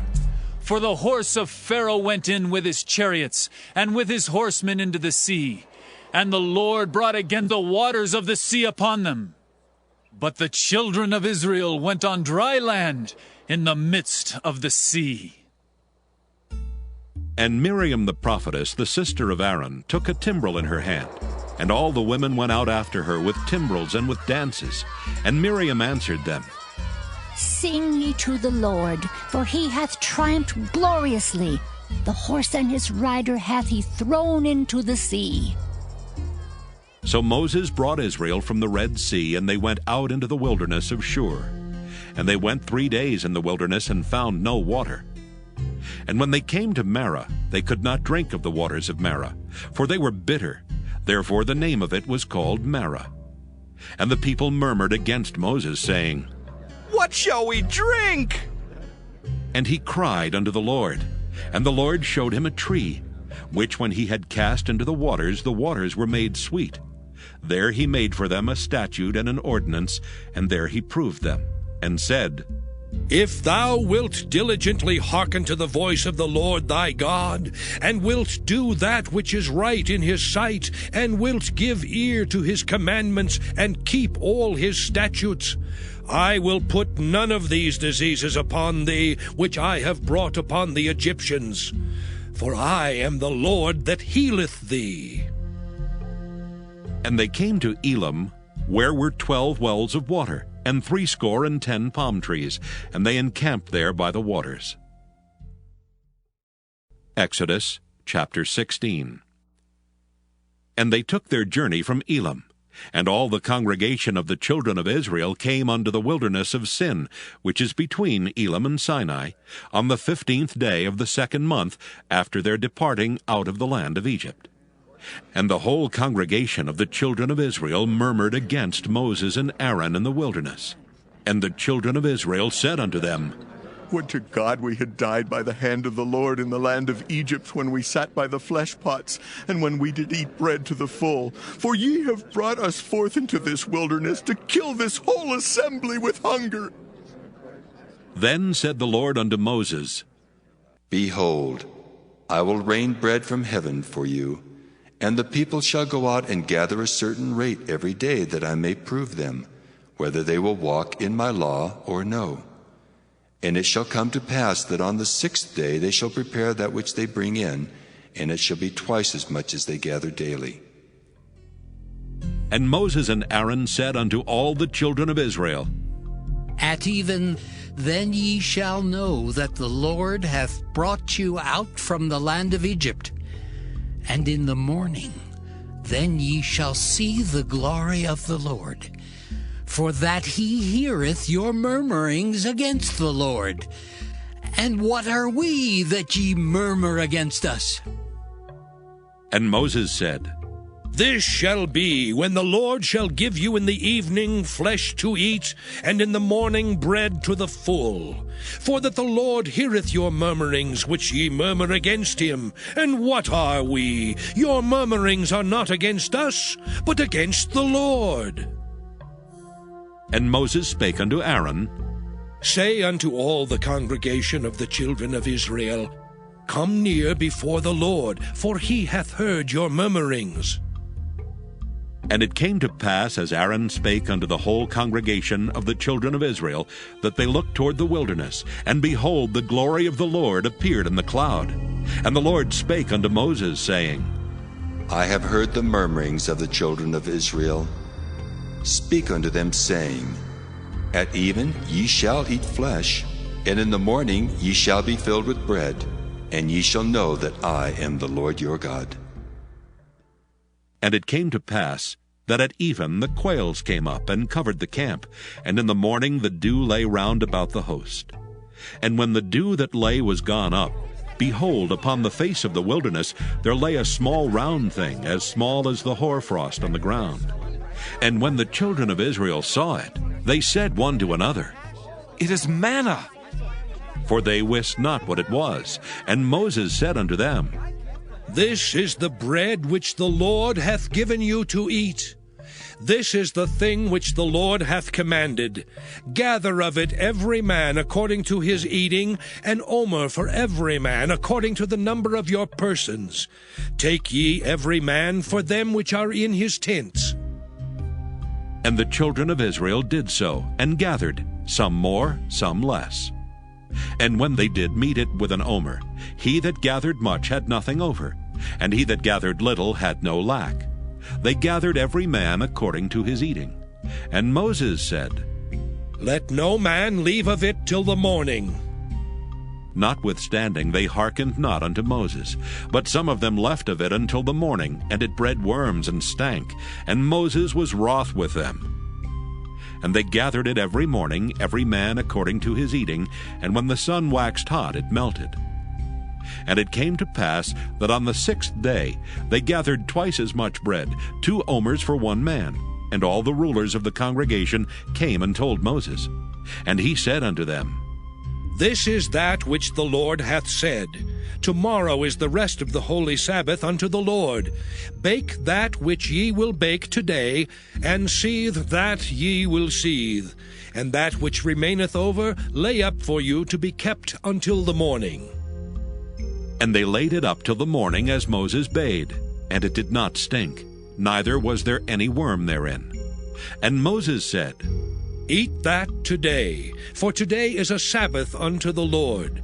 Today ye shall not find it in the field. 6 days ye shall gather it, but on the 7th day, which is the Sabbath, in it there shall be none. And it came to pass that there went out some of the people on the 7th day for to gather, and they found none. And the Lord said unto Moses, How long refuse ye to keep my commandments and my laws? See, for that the Lord hath given you the Sabbath. Therefore he giveth you on the 6th day the bread of 2 days. Abide ye every man in his place. Let no man go out of his place on the 7th day. So the people rested on the 7th day. And the house of Israel called the name thereof manna. And it was like coriander seed white, and the taste of it was like wafers made with honey. And Moses said, This is the thing which the Lord commandeth. Fill an omer of it to be kept for your generations, that they may see the bread wherewith I have fed you in the wilderness, when I brought you forth from the land of Egypt. And Moses said unto Aaron, Take a pot, and put an omer full of manna therein, and lay it up before the Lord, to be kept for your generations. As the Lord commanded Moses, so Aaron laid it up before the testimony to be kept. And the children of Israel did eat manna 40 years, until they came to a land inhabited. They did eat manna until they came unto the borders of the land of Canaan. Now an omer is the 10th part of an ephah. Exodus chapter 17. And all the congregation of the children of Israel journeyed from the wilderness of Sin after their journeys according to the commandment of the Lord, and pitched in Rephidim, and there was no water for the people to drink. Wherefore the people did chide with Moses, and said, Give us water that we may drink. And Moses said unto them, Why chide ye with me? Wherefore do ye tempt the Lord? And the people thirsted there for water, and the people murmured against Moses, and said, Wherefore is this that thou hast brought us up out of Egypt, to kill us and our children and our cattle with thirst? And Moses cried unto the Lord, saying, What shall I do unto this people? They be almost ready to stone me. And the Lord said unto Moses, Go on before the people, and take with thee of the elders of Israel, and thy rod wherewith thou smotest the river. Take in thine hand, and go. Behold, I will stand before thee there upon the rock in Horeb, and thou shalt smite the rock, and there shall come water out of it, that the people may drink. And Moses did so in the sight of the elders of Israel. And he called the name of the place Massah and Meribah, because of the chiding of the children of Israel, and because they tempted the Lord, saying, Is the Lord among us or not? Then came Amalek and fought with Israel in Rephidim. And Moses said unto Joshua, Choose us out men, and go out, fight with Amalek. Tomorrow I will stand on the top of the hill with the rod of God in mine hand. So Joshua did as Moses had said to him, and fought with Amalek. And Moses, Aaron, and Hur went up to the top of the hill. And it came to pass, when Moses held up his hand, that Israel prevailed, and when he let down his hand, Amalek prevailed. But Moses' hands were heavy, and they took a stone and put it under him, and he sat thereon. And Aaron and Hur stayed up his hands, the one on the one side and the other on the other side, and his hands were steady until the going down of the sun. And Joshua discomfited Amalek and his people with the edge of the sword. And the Lord said unto Moses, Write this for a memorial in a book, and rehearse it in the ears of Joshua. For I will utterly put out the remembrance of Amalek from under heaven. And Moses built an altar, and called the name of it Jehovah Nissi. For he said, Because the Lord hath sworn that the Lord will have war with Amalek from generation to generation. Exodus chapter 18. When Jethro, the priest of Midian, Moses' father-in-law, heard of all that God had done for Moses and for Israel his people, and that the Lord had brought Israel out of Egypt, then Jethro, Moses' father-in-law, took Zipporah, Moses' wife, after he had sent her back, and her 2 sons, of which the name of the one was Gershom. For he said, I have been an alien in a strange land. And the name of the other was Eleazar. For the God of my father, said he, was mine help, and delivered me from the sword of Pharaoh. And Jethro, Moses' father-in-law, came with his sons and his wife unto Moses into the wilderness, where he encamped at the mount of God. And he said unto Moses, I, thy father-in-law Jethro, am come unto thee, and thy wife and her 2 sons with her. And Moses went out to meet his father-in-law, and did obeisance, and kissed him. And they asked each other of their welfare, and they came into the tent. And Moses told his father-in-law all that the Lord had done unto Pharaoh and to the Egyptians for Israel's sake, and all the travail that had come upon them by the way, and how the Lord delivered them. And Jethro rejoiced for all the goodness which the Lord had done to Israel, whom he had delivered out of the hand of the Egyptians. And Jethro said, Blessed be the Lord, who hath delivered you out of the hand of the Egyptians, and out of the hand of Pharaoh, who hath delivered the people from under the hand of the Egyptians. Now I know that the Lord is greater than all gods, for in the thing wherein they dealt proudly he was above them. And Jethro, Moses' father-in-law, took a burnt offering and sacrifices for God. And Aaron came, and all the elders of Israel, to eat bread with Moses' father-in-law before God. And it came to pass on the morrow that Moses sat to judge the people, and the people stood by Moses from the morning unto the evening. And when Moses' father-in-law saw all that he did to the people, he said, What is this thing that thou doest to the people?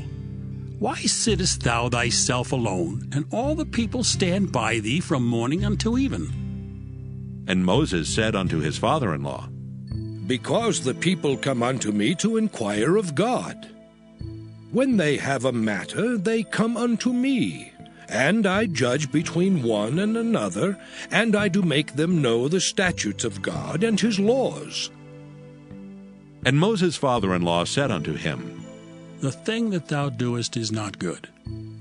Thou wilt surely wear away both thou and this people that is with thee. For this thing is too heavy for thee. Thou art not able to perform it thyself alone. Hearken now unto my voice. I will give thee counsel, and God shall be with thee. Be thou for the people to Godward, that thou mayest bring the causes unto God. And thou shalt teach them ordinances and laws, and shalt show them the way wherein they must walk, and the work that they must do. Moreover, thou shalt provide out of all the people able men such as fear God, men of truth, hating covetousness, and place such over them to be rulers of thousands, and rulers of hundreds, rulers of 50s, and rulers of 10s. And let them judge the people at all seasons. And it shall be that every great matter they shall bring unto thee, but every small matter they shall judge. So shall it be easier for thyself, and they shall bear the burden with thee. If thou shalt do this thing, and God command thee so, then thou shalt be able to endure, and all this people shall also go to their place in peace. So Moses hearkened to the voice of his father-in-law, and did all that he had said. And Moses chose able men out of all Israel, and made them heads over the people, rulers of thousands, rulers of hundreds, rulers of 50s, and rulers of 10s. And they judged the people at all seasons. The hard causes they brought unto Moses, but every small matter they judged themselves. And Moses let his father-in-law depart, and he went his way into his own land. Exodus chapter 19. In the 3rd month, when the children of Israel were gone forth out of the land of Egypt, the same day came they into the wilderness of Sinai. For they were departed from Rephidim, and were come to the desert of Sinai, and had pitched in the wilderness. And there Israel camped before the mount. And Moses went up unto God, and the Lord called unto him out of the mountain, saying, Thus shalt thou say to the house of Jacob, and tell the children of Israel, Ye have seen what I did unto the Egyptians, and how I bare you on eagle's wings, and brought you unto myself. Now therefore, if ye will obey my voice indeed, and keep my covenant, then ye shall be a peculiar treasure unto me above all people, for all the earth is mine. And ye shall be unto me a kingdom of priests, and an holy nation. These are the words which thou shalt speak unto the children of Israel. And Moses came and called for the elders of the people, and laid before their faces all these words which the Lord commanded him. And all the people answered together and said, All that the Lord hath spoken, we will do. And Moses returned the words of the people unto the Lord. And the Lord said unto Moses, Lo, I come unto thee in a thick cloud, that the people may hear when I speak with thee, and believe thee forever. And Moses told the words of the people unto the Lord. And the Lord said unto Moses, Go unto the people, and sanctify them today and tomorrow, and let them wash their clothes, and be ready against the 3rd day. For the 3rd day the Lord will come down in the sight of all the people upon Mount Sinai. And thou shalt set bounds unto the people round about, saying, Take heed to yourselves that ye go not up into the mount, or touch the border of it. Whosoever toucheth the mount shall be surely put to death. There shall not an hand touch it, but he shall surely be stoned or shot through. Whether it be beast or man, it shall not live. When the trumpet soundeth long, they shall come up to the mount. And Moses went down from the mount unto the people, and sanctified the people, and they washed their clothes. And he said unto the people, Be ready against the third day, come not at your wives. And it came to pass on the third day in the morning that there were thunders and lightnings, and a thick cloud upon the mount, and the voice of the trumpet exceeding loud, so that all the people that was in the camp trembled. And Moses brought forth the people out of the camp to meet with God, and they stood at the nether part of the mount. And Mount Sinai was altogether on a smoke, because the Lord descended upon it in fire. And the smoke thereof ascended as the smoke of a furnace, and the whole mount quaked greatly. And when the voice of the trumpet sounded long, and waxed louder and louder, Moses spake, and God answered him by a voice. And the Lord came down upon Mount Sinai on the top of the mount. And the Lord called Moses up to the top of the mount, and Moses went up. And the Lord said unto Moses, Go down, charge the people, lest they break through unto the Lord to gaze, and many of them perish. And let the priests also, which come near to the Lord, sanctify themselves, lest the Lord break forth upon them. And Moses said unto the Lord, The people cannot come up to Mount Sinai, for thou chargest us, saying, Set bounds about the mount, and sanctify it. And the Lord said unto him, Away, get thee down, and thou shalt come up, thou and Aaron with thee. But let not the priests and the people break through to come up unto the Lord, lest he break forth upon them. So Moses went down unto the people, and spake unto them. Exodus chapter 20. And God spake all these words, saying, I am the Lord thy God, which have brought thee out of the land of Egypt, out of the house of bondage. Thou shalt have no other gods before me. Thou shalt not make unto thee any graven image, or any likeness of anything that is in heaven above, or that is in the earth beneath, or that is in the water under the earth. Thou shalt not bow down thyself to them, nor serve them. For I, the Lord thy God, am a jealous God, visiting the iniquity of the fathers upon the children unto the third and fourth generation of them that hate me, and showing mercy unto thousands of them that love me and keep my commandments. Thou shalt not take the name of the Lord thy God in vain, for the Lord will not hold him guiltless that taketh his name in vain. Remember the Sabbath day to keep it holy. 6 days shalt thou labor and do all thy work. But the seventh day is the Sabbath of the Lord thy God. In it thou shalt not do any work, thou, nor thy son, nor thy daughter, thy manservant, nor thy maidservant, nor thy cattle, nor thy stranger that is within thy gates. For in 6 days the Lord made heaven and earth, the sea, and all that in them is, and rested the seventh day. Wherefore the Lord blessed the Sabbath day, and hallowed it. Honor thy father and thy mother, that thy days may be long upon the land which the Lord thy God giveth thee. Thou shalt not kill. Thou shalt not commit adultery. Thou shalt not steal. Thou shalt not bear false witness against thy neighbor. Thou shalt not covet thy neighbor's house. Thou shalt not covet thy neighbor's wife, nor his manservant, nor his maidservant, nor his ox, nor his ass, nor anything that is thy neighbor's. And all the people saw the thunderings, and the lightnings, and the noise of the trumpet, and the mountain smoking. And when the people saw it, they removed and stood afar off. And they said unto Moses, Speak thou with us, and we will hear, but let not God speak with us, lest we die. And Moses said unto the people, Fear not, for God is come to prove you, and that his fear may be before your faces, that ye sin not. And the people stood afar off, and Moses drew near unto the thick darkness where God was. And the Lord said unto Moses, Thus thou shalt say unto the children of Israel, Ye have seen that I have talked with you from heaven. Ye shall not make with me gods of silver, neither shall ye make unto you gods of gold.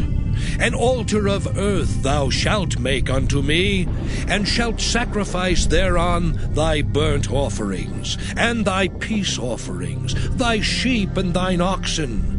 In all places where I record my name, I will come unto thee, and I will bless thee. And if thou wilt make me an altar of stone, thou shalt not build it of hewn stone. For if thou lift up thy tool upon it, thou hast polluted it. Neither shalt thou go up by steps unto mine altar, that thy nakedness be not discovered thereon. Exodus chapter 21. Now these are the judgments which thou shalt set before them. If thou buy an Hebrew servant, 6 years he shall serve, and in the 7th he shall go out free for nothing. If he came in by himself, he shall go out by himself. If he were married, then his wife shall go out with him. If his master have given him a wife, and she have borne him sons or daughters, the wife and her children shall be her master's, and he shall go out by himself. And if the servant shall plainly say, I love my master, my wife and my children, I will not go out free, then his master shall bring him unto the judges.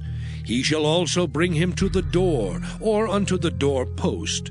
And his master shall bore his ear through with an awl, and he shall serve him forever. And if a man sell his daughter to be a maidservant, she shall not go out as the men servants do. If she please not her master, who hath betrothed her to himself, then shall he let her be redeemed.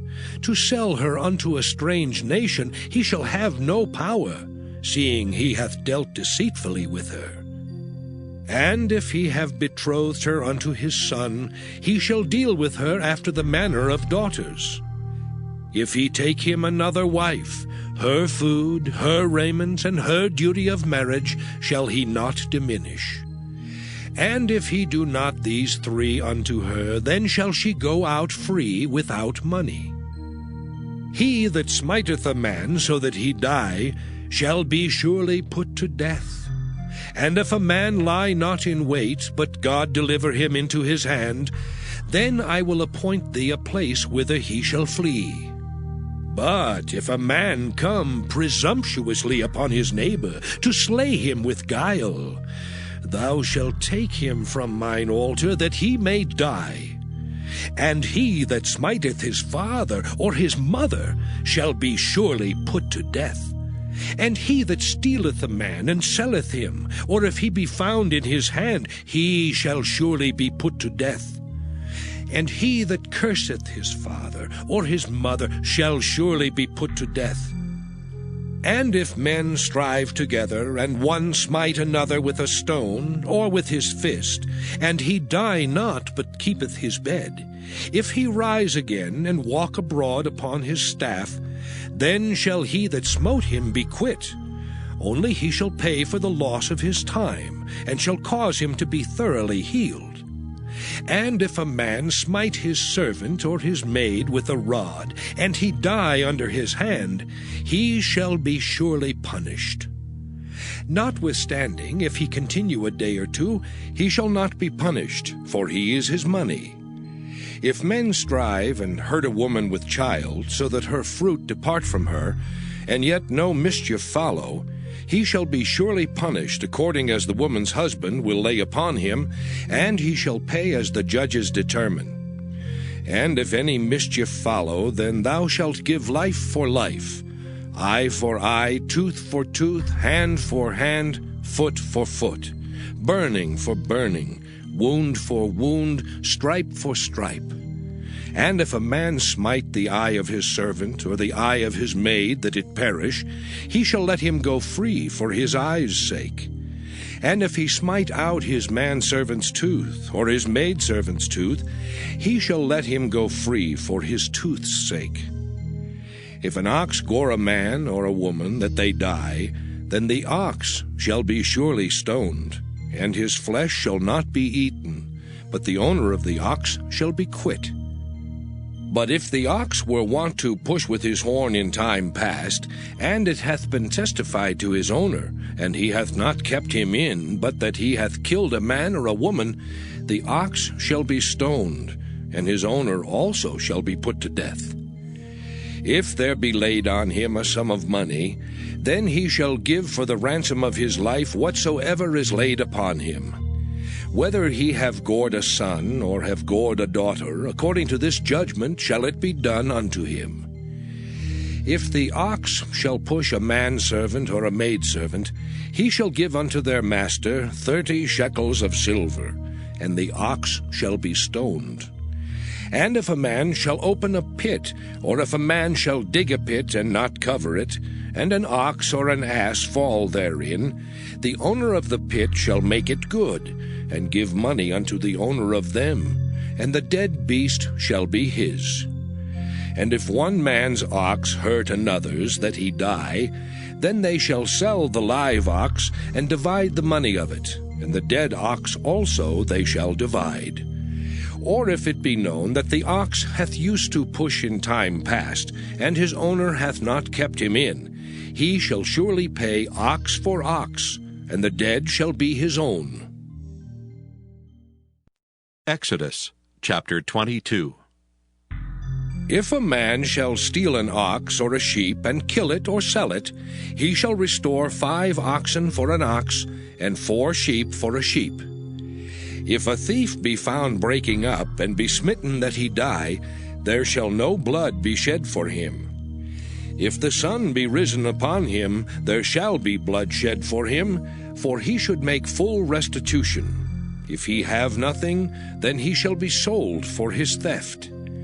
If the theft be certainly found in his hand alive, whether it be ox or ass or sheep, he shall restore double.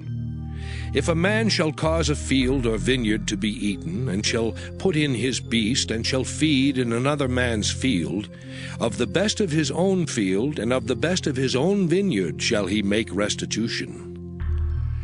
If fire break out and catch in thorns, so that the stacks of corn or the standing corn or the field be consumed therewith, he that kindled the fire shall surely make restitution. If a man shall deliver unto his neighbor money or stuff to keep, and it be stolen out of the man's house, if the thief be found, let him pay double. If the thief be not found, then the master of the house shall be brought unto the judges, to see whether he have put his hand unto his neighbor's goods. For all manner of trespass, whether it be for ox, for ass, for sheep, for raiment, or for any manner of lost thing which another challengeth to be his, the cause of both parties shall come before the judges. And whom the judges shall condemn, he shall pay double unto his neighbor. If a man deliver unto his neighbor an ass, or an ox, or a sheep, or any beast to keep, and it die, or be hurt, or driven away, no man seeing it, then shall an oath of the Lord be between them both, that he hath not put his hand unto his neighbor's goods, and the owner of it shall accept thereof, and he shall not make it good. And if it be stolen from him, he shall make restitution unto the owner thereof. If it be torn in pieces, then let him bring it for witness, and he shall not make good that which was torn. And if a man borrow aught of his neighbor, and it be hurt or die, the owner thereof being not with it, he shall surely make it good. But if the owner thereof be with it, he shall not make it good. If it be an hired thing, it came for his hire. And if a man entice a maid that is not betrothed, and lie with her, he shall surely endow her to be his wife. If her father utterly refuse to give her unto him, he shall pay money according to the dowry of virgins. Thou shalt not suffer a witch to live. Whosoever lieth with a beast shall surely be put to death. He that sacrificeth unto any god save unto the Lord only, he shall be utterly destroyed. Thou shalt neither vex a stranger nor oppress him, for ye were strangers in the land of Egypt. Ye shall not afflict any widow or fatherless child. If thou afflict them in any wise, and they cry at all unto me, I will surely hear their cry. And my wrath shall wax hot, and I will kill you with the sword, and your wives shall be widows, and your children fatherless.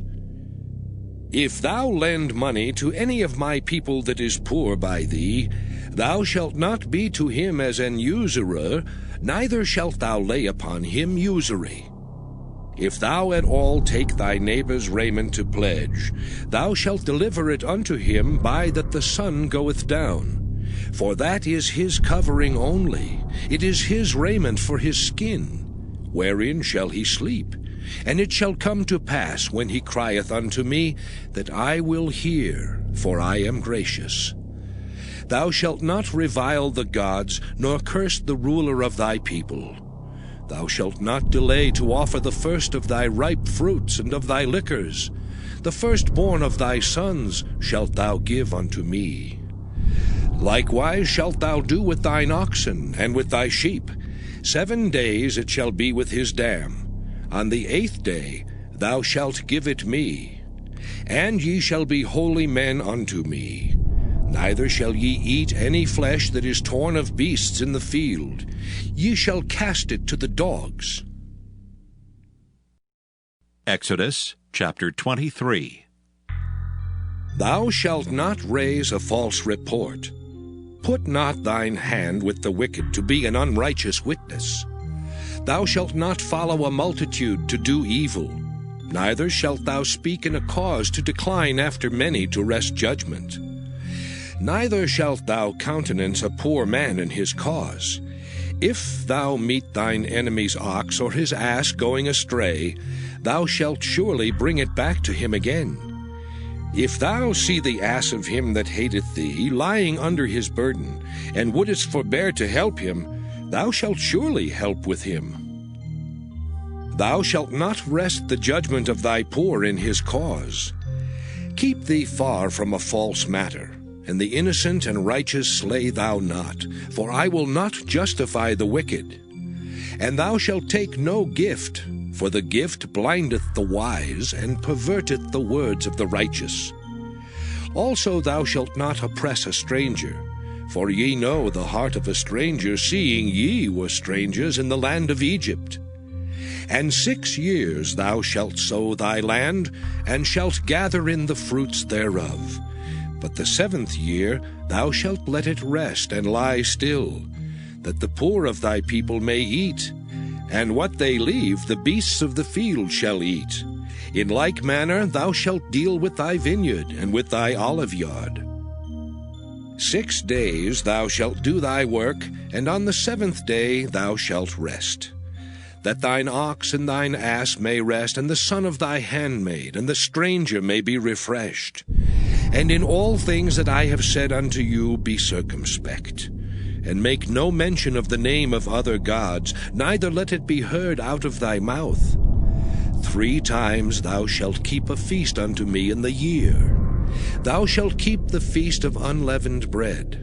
Thou shalt eat unleavened bread 7 days, as I commanded thee in the time appointed of the month Abib.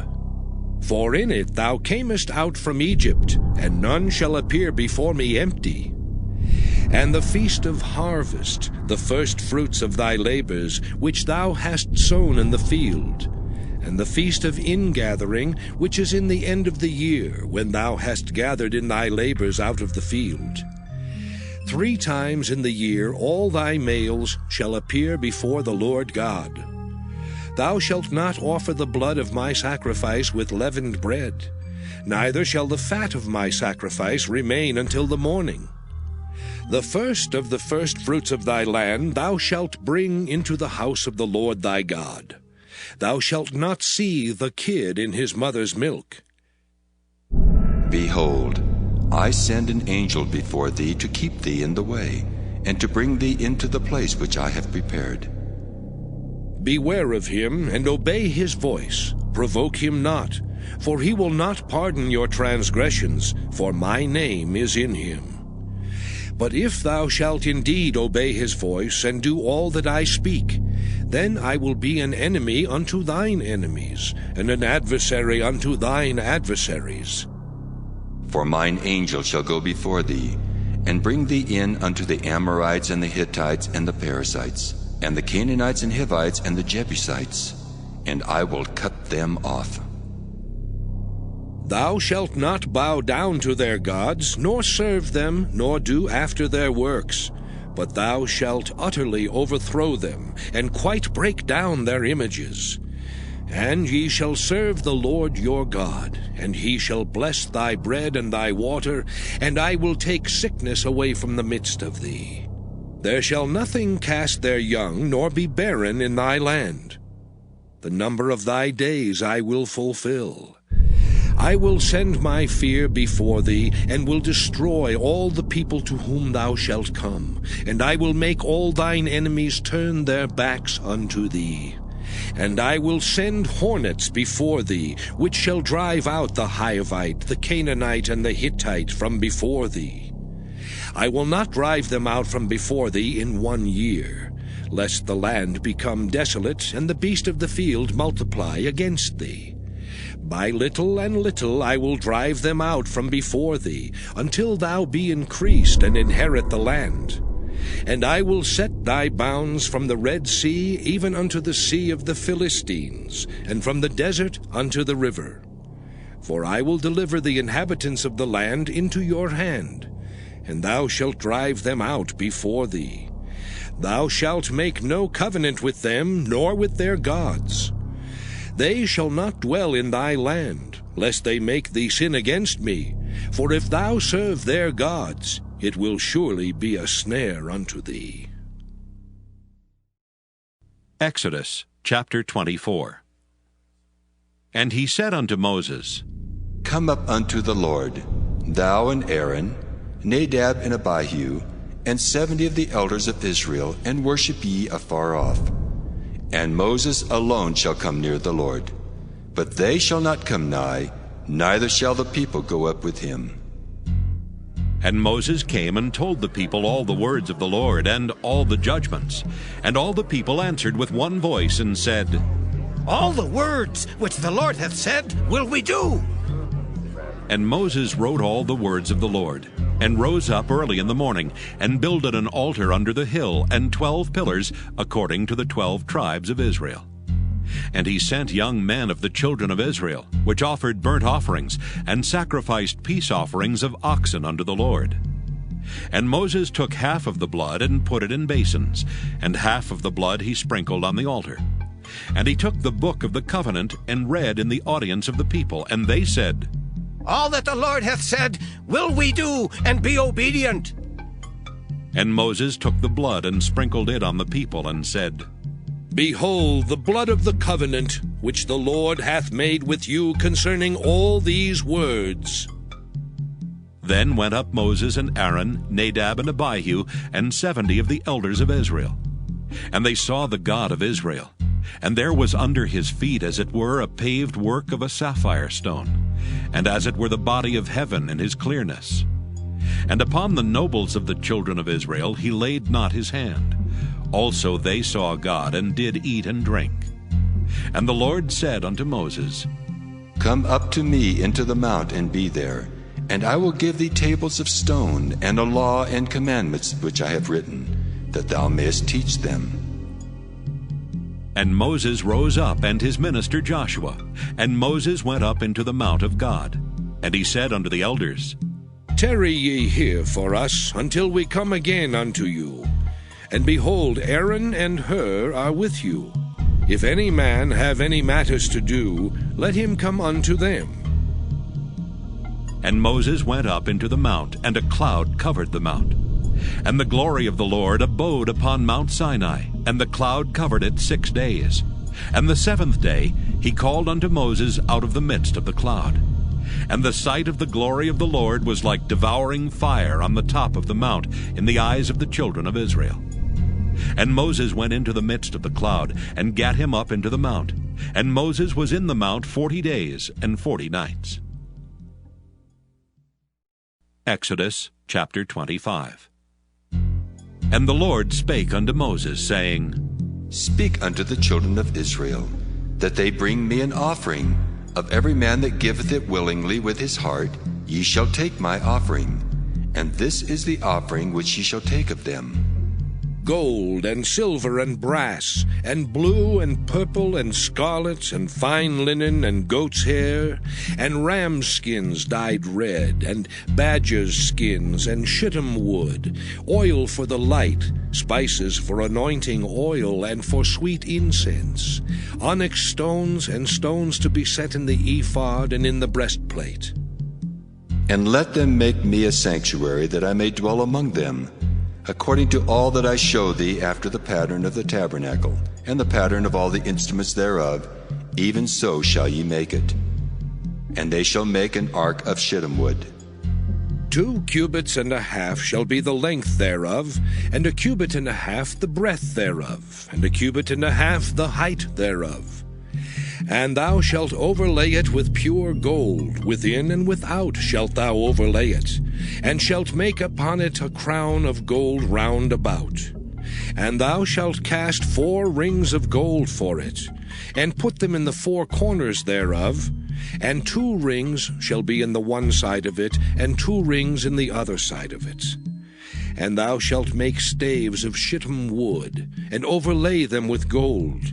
And thou shalt put the staves into the rings by the sides of the ark, that the ark may be borne with them. The staves shall be in the rings of the ark, they shall not be taken from it. And thou shalt put into the ark the testimony which I shall give thee. And thou shalt make a mercy seat of pure gold. 2 cubits and a half shall be the length thereof, and 1 cubit and a half the breadth thereof. And thou shalt make 2 cherubims of gold. Of beaten work shalt thou make them, in the 2 ends of the mercy seat. And make 1 cherub on the one end, and the other cherub on the other end. Even of the mercy seat shall ye make the cherubims on the 2 ends thereof. And the cherubims shall stretch forth their wings on high, covering the mercy seat with their wings, and their faces shall look one to another. Toward the mercy seat shall the faces of the cherubims be. And thou shalt put the mercy seat above upon the ark, and in the ark thou shalt put the testimony that I shall give thee. And there I will meet with thee, and I will commune with thee from above the mercy seat, from between the 2 cherubims which are upon the ark of the testimony, of all things which I will give thee in commandment unto the children of Israel. Thou shalt also make a table of shittim wood. 2 cubits shall be the length thereof, and 1 cubit the breadth thereof, and 1 cubit and a half the height thereof. And thou shalt overlay it with pure gold, and make thereto a crown of gold round about. And thou shalt make unto it a border of an handbreadth round about. And thou shalt make a golden crown to the border thereof round about. And thou shalt make for it 4 rings of gold, and put the rings in the 4 corners that are on the 4 feet thereof. Over against the border shall the rings be for places of the staves to bear the table. And thou shalt make the staves of shittim wood, and overlay them with gold, that the table may be borne with them. And thou shalt make the dishes thereof, and spoons thereof, and covers thereof, and bowls thereof, to cover withal. Of pure gold shalt thou make them. And thou shalt set upon the table showbread before me alway. And thou shalt make a candlestick of pure gold. Of beaten work shall the candlestick be made, his shaft and his branches, his bowls, his knops and his flowers shall be of the same. And 6 branches shall come out of the sides of it, 3 branches of the candlestick out of the one side, and 3 branches of the candlestick out of the other side. 3 bowls made like unto almonds, with a knop and a flower in one branch, and 3 bowls made like almonds in the other branch, with a knop and a flower, so in the 6 branches that come out of the candlestick. And in the candlestick shall be 4 bowls made like unto almonds, with their knops and their flowers. And there shall be a knop under 2 branches of the same, and a knop under 2 branches of the same, and a knop under 2 branches of the same, according to the 6 branches that proceed out of the candlestick. Their knops and their branches shall be of the same. All it shall be one beaten work of pure gold. And thou shalt make the 7 lamps thereof, and they shall light the lamps thereof, that they may give light over against it. And the tongs thereof, and the snuff dishes thereof, shall be of pure gold. Of a talent of pure gold shall he make it, with all these vessels. And look that thou make them after their pattern, which was showed thee in the mount. Exodus chapter 26. Moreover, thou shalt make the tabernacle, with 10 curtains of fine twined linen, and blue, and purple, and scarlet. With cherubims of cunning work shalt thou make them. The length of 1 curtain shall be 28 cubits, and the breadth of 1 curtain 4 cubits, and every one of the curtains shall have 1 measure. The 5 curtains shall be coupled together one to another, and other 5 curtains shall be coupled one to another. And thou shalt make loops of blue upon the edge of the 1 curtain from the selvage in the coupling, and likewise shalt thou make in the uttermost edge of another curtain in the coupling of the 2nd. 50 loops shalt thou make in the 1 curtain, and 50 loops shalt thou make in the edge of the curtain that is in the coupling of the 2nd, that the loops may take hold one of another. And thou shalt make 50 taches of gold, and couple the curtains together with the taches, and it shall be 1 tabernacle. And thou shalt make curtains of goat's hair to be a covering upon the tabernacle. 11 curtains shalt thou make. The length of 1 curtain shall be 30 cubits, and the breadth of 1 curtain 4 cubits, and the 11 curtains shall be all of 1 measure. And thou shalt couple 5 curtains by themselves, and 6 curtains by themselves, and shalt double the 6th curtain in the forefront of the tabernacle. And thou shalt make 50 loops on the edge of the 1 curtain that is outmost in the coupling, and 50 loops in the edge of the curtain which coupleth the 2nd. And thou shalt make 50 taches of brass, and put the taches into the loops, and couple the tent together, that it may be one. And the remnant that remaineth of the curtains of the tent, the half curtain that remaineth, shall hang over the backside of the tabernacle. And a cubit on the one side, and a cubit on the other side of that which remaineth in the length of the curtains of the tent, it shall hang over the sides of the tabernacle on this side and on that side, to cover it. And thou shalt make a covering for the tent of rams' skins dyed red, and a covering above of badgers' skins. And thou shalt make boards for the tabernacle of shittim wood standing up. 10 cubits shall be the length of a board, and a cubit and a half shall be the breadth of 1 board. 2 tenons shall there be in 1 board, set in order one against another. Thus shalt thou make for all the boards of the tabernacle. And thou shalt make the boards for the tabernacle, 20 boards on the south side southward. And thou shalt make 40 sockets of silver under the 20 boards, 2 sockets under 1 board for his 2 tenons, and 2 sockets under another board for his 2 tenons. And for the 2nd side of the tabernacle, on the north side, there shall be 20 boards, and there 40 sockets of silver, 2 sockets under 1 board, and 2 sockets under another board. And for the sides of the tabernacle westward thou shalt make 6 boards, and 2 boards shalt thou make for the corners of the tabernacle in the 2 sides. And they shall be coupled together beneath, and they shall be coupled together above the head of it unto 1 ring. thus shall it be for them both. They shall be for the 2 corners. And they shall be 8 boards, and their sockets of silver 16 sockets, 2 sockets under one board, and 2 sockets under another board. And thou shalt make bars of shittim wood, 5 for the boards of the one side of the tabernacle, and 5 bars for the boards of the other side of the tabernacle, and 5 bars for the boards of the side of the tabernacle for the 2 sides westward. And the middle bar in the midst of the boards shall reach from end to end. And thou shalt overlay the boards with gold, and make their rings of gold for places for the bars. And thou shalt overlay the bars with gold. And thou shalt rear up the tabernacle according to the fashion thereof which was showed thee in the mount. And thou shalt make a veil of blue and purple and scarlet and fine twined linen of cunning work. With cherubims shall it be made. And thou shalt hang it upon 4 pillars of shittim wood overlaid with gold. Their hooks shall be of gold upon the 4 sockets of silver. And thou shalt hang up the veil under the taches, that thou mayest bring in thither within the veil the ark of the testimony. And the veil shall divide unto you between the holy place and the most holy. And thou shalt put the mercy seat upon the ark of the testimony in the most holy place.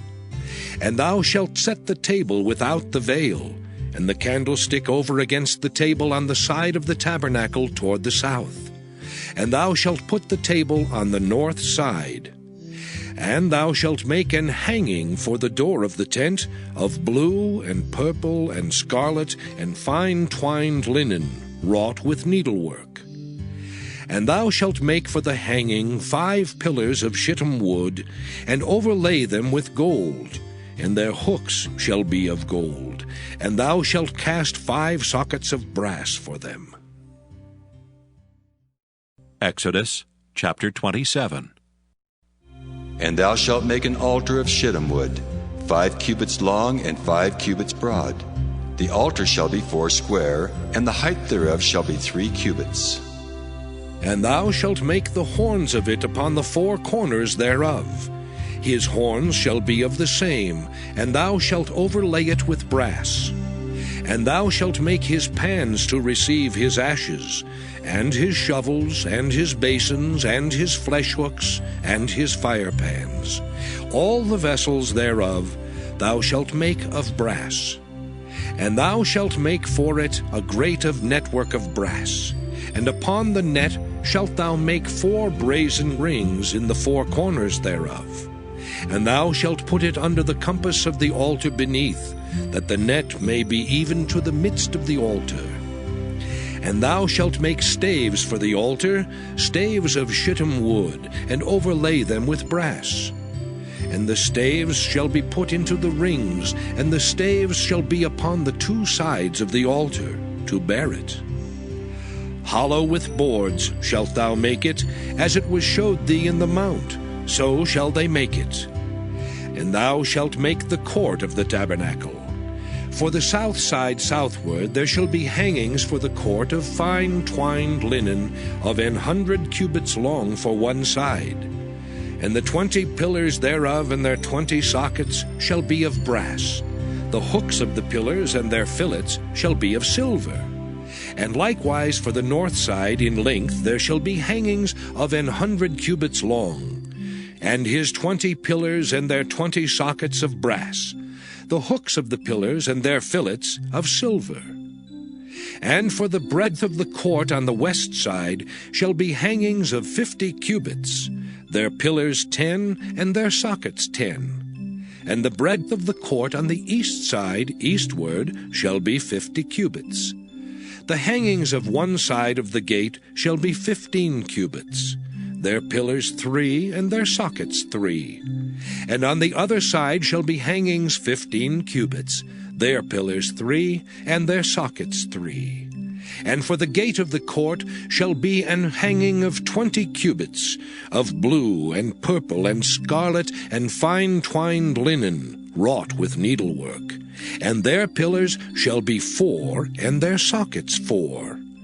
All the pillars round about the court shall be filleted with silver. Their hooks shall be of silver, and their sockets of brass.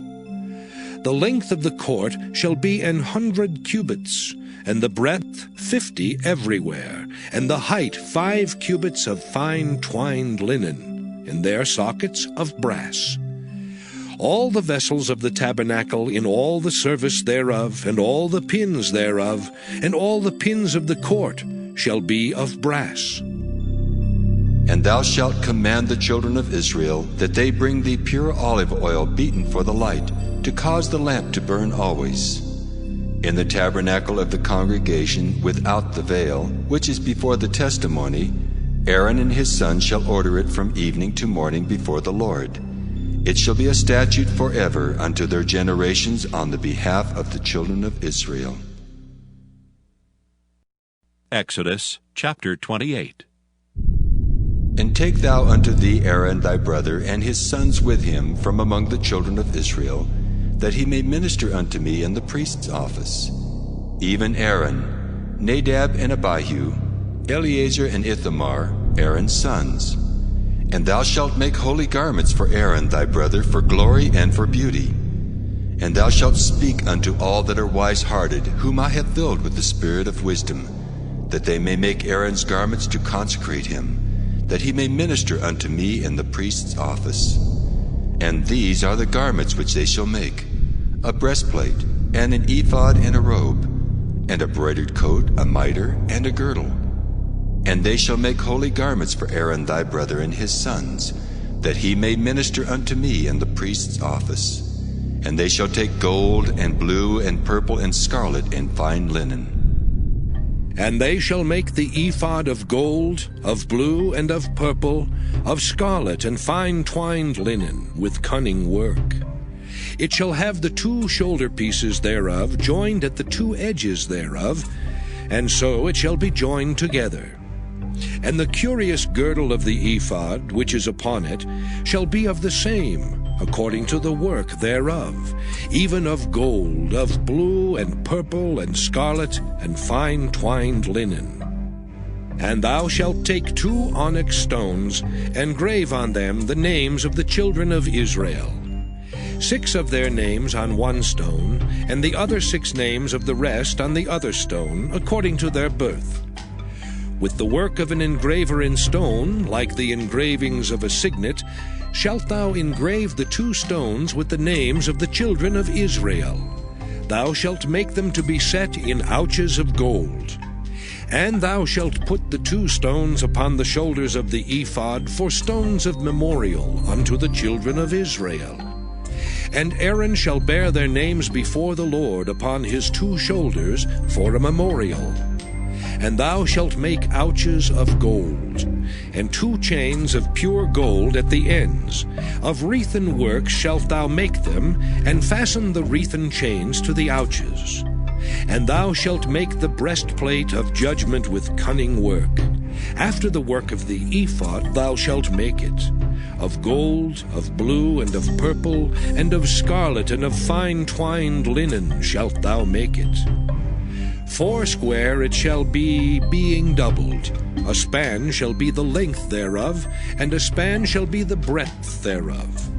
And thou shalt set it in settings of stones, even 4 rows of stones. The first row shall be a sardius, a topaz, and a carbuncle. This shall be the first row. And the second row shall be an emerald, a sapphire, and a diamond. And the third row a ligure, an agate, and an amethyst. And the fourth row a beryl, and an onyx, and a jasper. They shall be set in gold in their enclosings. And the stones shall be with the names of the children of Israel, 12, according to their names, like the engravings of a signet. Every one with his name shall they be according to the 12 tribes. And thou shalt make upon the breastplate chains at the ends of wreathen work of pure gold. And thou shalt make upon the breastplate 2 rings of gold, and shalt put the 2 rings on the 2 ends of the breastplate. And thou shalt put the 2 wreathen chains of gold in the 2 rings which are on the ends of the breastplate. And the other 2 ends of the 2 wreathen chains thou shalt fasten in the 2 ouches, and put them on the shoulder pieces of the ephod before it. And thou shalt make 2 rings of gold, and thou shalt put them upon the 2 ends of the breastplate in the border thereof, which is in the side of the ephod inward. And 2 other rings of gold thou shalt make, and shalt put them on the 2 sides of the ephod underneath, toward the forepart thereof, over against the other coupling thereof, above the curious girdle of the ephod. And they shall bind the breastplate by the rings thereof unto the rings of the ephod with a lace of blue, that it may be above the curious girdle of the ephod, and that the breastplate be not loosed from the ephod. And Aaron shall bear the names of the children of Israel in the breastplate of judgment upon his heart, when he goeth in unto the holy place, for a memorial before the Lord continually. And thou shalt put in the breastplate of judgment the Urim and the Thummim, and they shall be upon Aaron's heart when he goeth in before the Lord. And Aaron shall bear the judgment of the children of Israel upon his heart before the Lord continually. And thou shalt make the robe of the ephod all of blue, and there shall be an hole in the top of it, in the midst thereof. It shall have a binding of woven work round about the whole of it, as it were the whole of an habergeon, that it be not rent. And beneath upon the hem of it thou shalt make pomegranates of blue, and of purple, and of scarlet, round about the hem thereof, and bells of gold between them round about. A golden bell and a pomegranate, a golden bell and a pomegranate, upon the hem of the robe round about. And it shall be upon Aaron to minister, and his sound shall be heard when he goeth in unto the holy place before the Lord, and when he cometh out, that he die not. And thou shalt make a plate of pure gold, and grave upon it, like the engravings of a signet, Holiness to the Lord. And thou shalt put it on a blue lace, that it may be upon the mitre, upon the forefront of the mitre it shall be. And it shall be upon Aaron's forehead, that Aaron may bear the iniquity of the holy things which the children of Israel shall hallow in all their holy gifts. And it shall be always upon his forehead, that they may be accepted before the Lord. And thou shalt embroider the coat of fine linen, and thou shalt make the mitre of fine linen, and thou shalt make the girdle of needlework. And for Aaron's sons thou shalt make coats, and thou shalt make for them girdles, and bonnets shalt thou make for them, for glory and for beauty. And thou shalt put them upon Aaron thy brother, and his sons with him, and shalt anoint them, and consecrate them, and sanctify them, that they may minister unto me in the priest's office. And thou shalt make them linen breeches to cover their nakedness. From the loins even unto the thighs they shall reach. And they shall be upon Aaron and upon his sons when they come in unto the tabernacle of the congregation, or when they come near unto the altar to minister in the holy place, that they bear not iniquity and die. It shall be a statute forever unto him and his seed after him. Exodus chapter 29. And this is the thing that thou shalt do unto them to hallow them, to minister unto me in the priest's office. Take 1 young bullock and 2 rams without blemish, and unleavened bread and cakes unleavened, tempered with oil, and wafers unleavened, anointed with oil. Of wheaten flour shalt thou make them. And thou shalt put them into 1 basket, and bring them in the basket with the bullock and the 2 rams. And Aaron and his sons thou shalt bring unto the door of the tabernacle of the congregation, and shalt wash them with water. And thou shalt take the garments, and put upon Aaron the coat, and the robe of the ephod, and the breastplate, and gird him with the curious girdle of the ephod.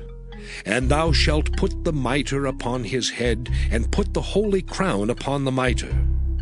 Then shalt thou take the anointing oil, and pour it upon his head, and anoint him. And thou shalt bring his sons, and put coats upon them. And thou shalt gird them with girdles, Aaron and his sons, and put the bonnets on them. And the priest's office shall be theirs for a perpetual statute. And thou shalt consecrate Aaron and his sons. And thou shalt cause a bullock to be brought before the tabernacle of the congregation. And Aaron and his sons shall put their hands upon the head of the bullock. And thou shalt kill the bullock before the Lord, by the door of the tabernacle of the congregation. And thou shalt take of the blood of the bullock, and put it upon the horns of the altar with thy finger, and pour all the blood beside the bottom of the altar. And thou shalt take all the fat that covereth the inwards, and the caul that is above the liver, and the 2 kidneys, and the fat that is upon them, and burn them upon the altar. But the flesh of the bullock, and his skin, and his dung, shalt thou burn with fire without the camp. It is a sin offering. Thou shalt also take 1 ram, and Aaron and his sons shall put their hands upon the head of the ram. And thou shalt slay the ram, and thou shalt take his blood, and sprinkle it round about upon the altar. And thou shalt cut the ram in pieces, and wash the inwards of him, and his legs, and put them unto his pieces, and unto his head. And thou shalt burn the whole ram upon the altar. It is a burnt offering unto the Lord. It is a sweet savour, an offering made by fire unto the Lord. And thou shalt take the other ram, and Aaron and his sons shall put their hands upon the head of the ram. Then shalt thou kill the ram, and take of his blood, and put it upon the tip of the right ear of Aaron, and upon the tip of the right ear of his sons, and upon the thumb of their right hand, and upon the great toe of their right foot, and sprinkle the blood upon the altar round about. And thou shalt take of the blood that is upon the altar, and of the anointing oil, and sprinkle it upon Aaron, and upon his garments, and upon his sons, and upon the garments of his sons with him. And he shall be hallowed, and his garments, and his sons' garments with him. Also thou shalt take of the ram the fat and the rump, and the fat that covereth the inwards, and the caul above the liver, and the 2 kidneys, and the fat that is upon them, and the right shoulder, for it is a ram of consecration. And 1 loaf of bread, and 1 cake of oiled bread, and 1 wafer out of the basket of the unleavened bread that is before the Lord. And thou shalt put all in the hands of Aaron, and in the hands of his sons, and shalt wave them for a wave offering before the Lord.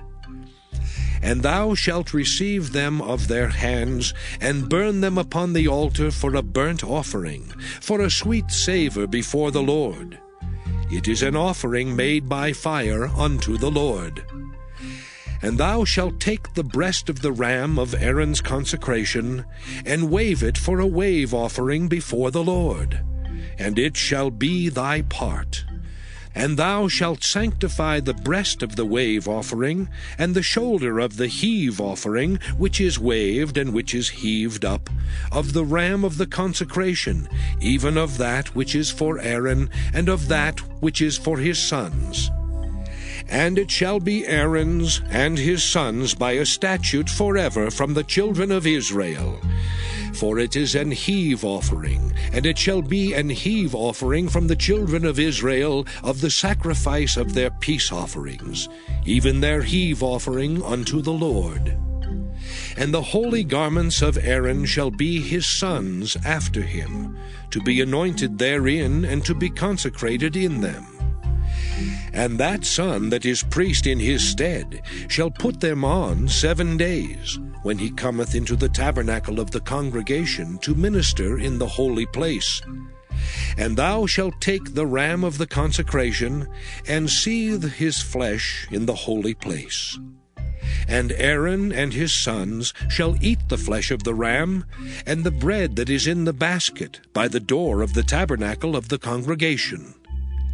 And they shall eat those things wherewith the atonement was made, to consecrate and to sanctify them. But a stranger shall not eat thereof, because they are holy. And if aught of the flesh of the consecrations, or of the bread, remain unto the morning, then thou shalt burn the remainder with fire. It shall not be eaten, because it is holy.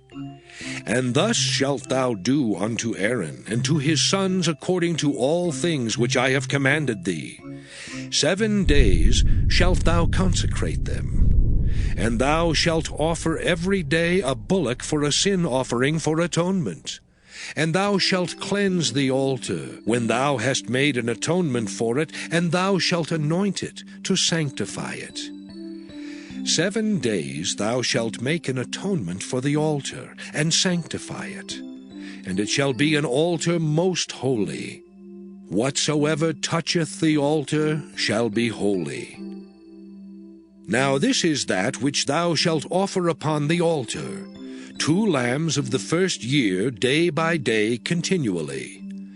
The 1 lamb thou shalt offer in the morning, and the other lamb thou shalt offer at even. And with the 1 lamb 1/10 deal of flour mingled with the 4th part of an hin of beaten oil, and the 4th part of an hin of wine for a drink offering. And the other lamb thou shalt offer at even, and shalt do thereto according to the meat offering of the morning, and according to the drink offering thereof, for a sweet savour, an offering made by fire unto the Lord. This shall be a continual burnt offering throughout your generations, at the door of the tabernacle of the congregation before the Lord, where I will meet you to speak there unto thee. And there I will meet with the children of Israel, and the tabernacle shall be sanctified by my glory. And I will sanctify the tabernacle of the congregation and the altar. I will sanctify also both Aaron and his sons to minister to me in the priest's office. And I will dwell among the children of Israel, and will be their God. And they shall know that I am the Lord their God, that brought them forth out of the land of Egypt, that I may dwell among them. I am the Lord their God. Exodus chapter 30. And thou shalt make an altar to burn incense upon. Of shittim wood shalt thou make it. A cubit shall be the length thereof, and a cubit the breadth thereof. 4 square shall it be, and 2 cubits shall be the height thereof. The horns thereof shall be of the same. And thou shalt overlay it with pure gold, the top thereof, and the sides thereof round about, and the horns thereof, and thou shalt make unto it a crown of gold round about. And 2 golden rings shalt thou make to it under the crown of it, by the 2 corners thereof, upon the 2 sides of it shalt thou make it, and they shall be for places for the staves to bear it withal. And thou shalt make the staves of shittim wood, and overlay them with gold. And thou shalt put it before the veil that is by the ark of the testimony, before the mercy seat that is over the testimony, where I will meet with thee. And Aaron shall burn thereon sweet incense every morning. When he dresseth the lamps, he shall burn incense upon it. And when Aaron lighteth the lamps at even, he shall burn incense upon it, a perpetual incense before the Lord throughout your generations. Ye shall offer no strange incense thereon, nor burnt sacrifice, nor meat offering. Neither shall ye pour drink offering thereon. And Aaron shall make an atonement upon the horns of it once in a year with the blood of the sin offering of atonements. Once in the year shall he make atonement upon it throughout your generations. It is most holy unto the Lord. And the Lord spake unto Moses, saying, When thou takest the sum of the children of Israel after their number, then shall they give every man a ransom for his soul unto the Lord, when thou numberest them. That there be no plague among them when thou numberest them. This they shall give every one that passeth among them that are numbered, half a shekel after the shekel of the sanctuary. A shekel is 20 gerahs, and half shekel shall be the offering of the Lord. Every one that passeth among them that are numbered, from 20 years old and above, shall give an offering unto the Lord. The rich shall not give more, and the poor shall not give less than half a shekel when they give an offering unto the Lord, to make an atonement for your souls. And thou shalt take the atonement money of the children of Israel, and shalt appoint it for the service of the tabernacle of the congregation, that it may be a memorial unto the children of Israel before the Lord, to make an atonement for your souls. And the Lord spake unto Moses, saying, Thou shalt also make a laver of brass, and his foot also of brass to wash withal. And thou shalt put it between the tabernacle of the congregation and the altar, and thou shalt put water therein. For Aaron and his sons shall wash their hands and their feet thereat. When they go into the tabernacle of the congregation, they shall wash with water, that they die not. Or when they come near to the altar to minister, to burn offering made by fire unto the Lord. So they shall wash their hands and their feet, that they die not.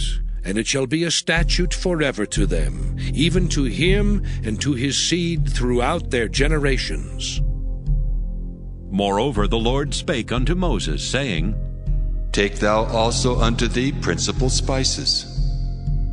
Of pure myrrh 500 shekels, and of sweet cinnamon half so much, even 250 shekels, and of sweet calamus 250 shekels, and of cassia 500 shekels, after the shekel of the sanctuary, and of oil olive and hin.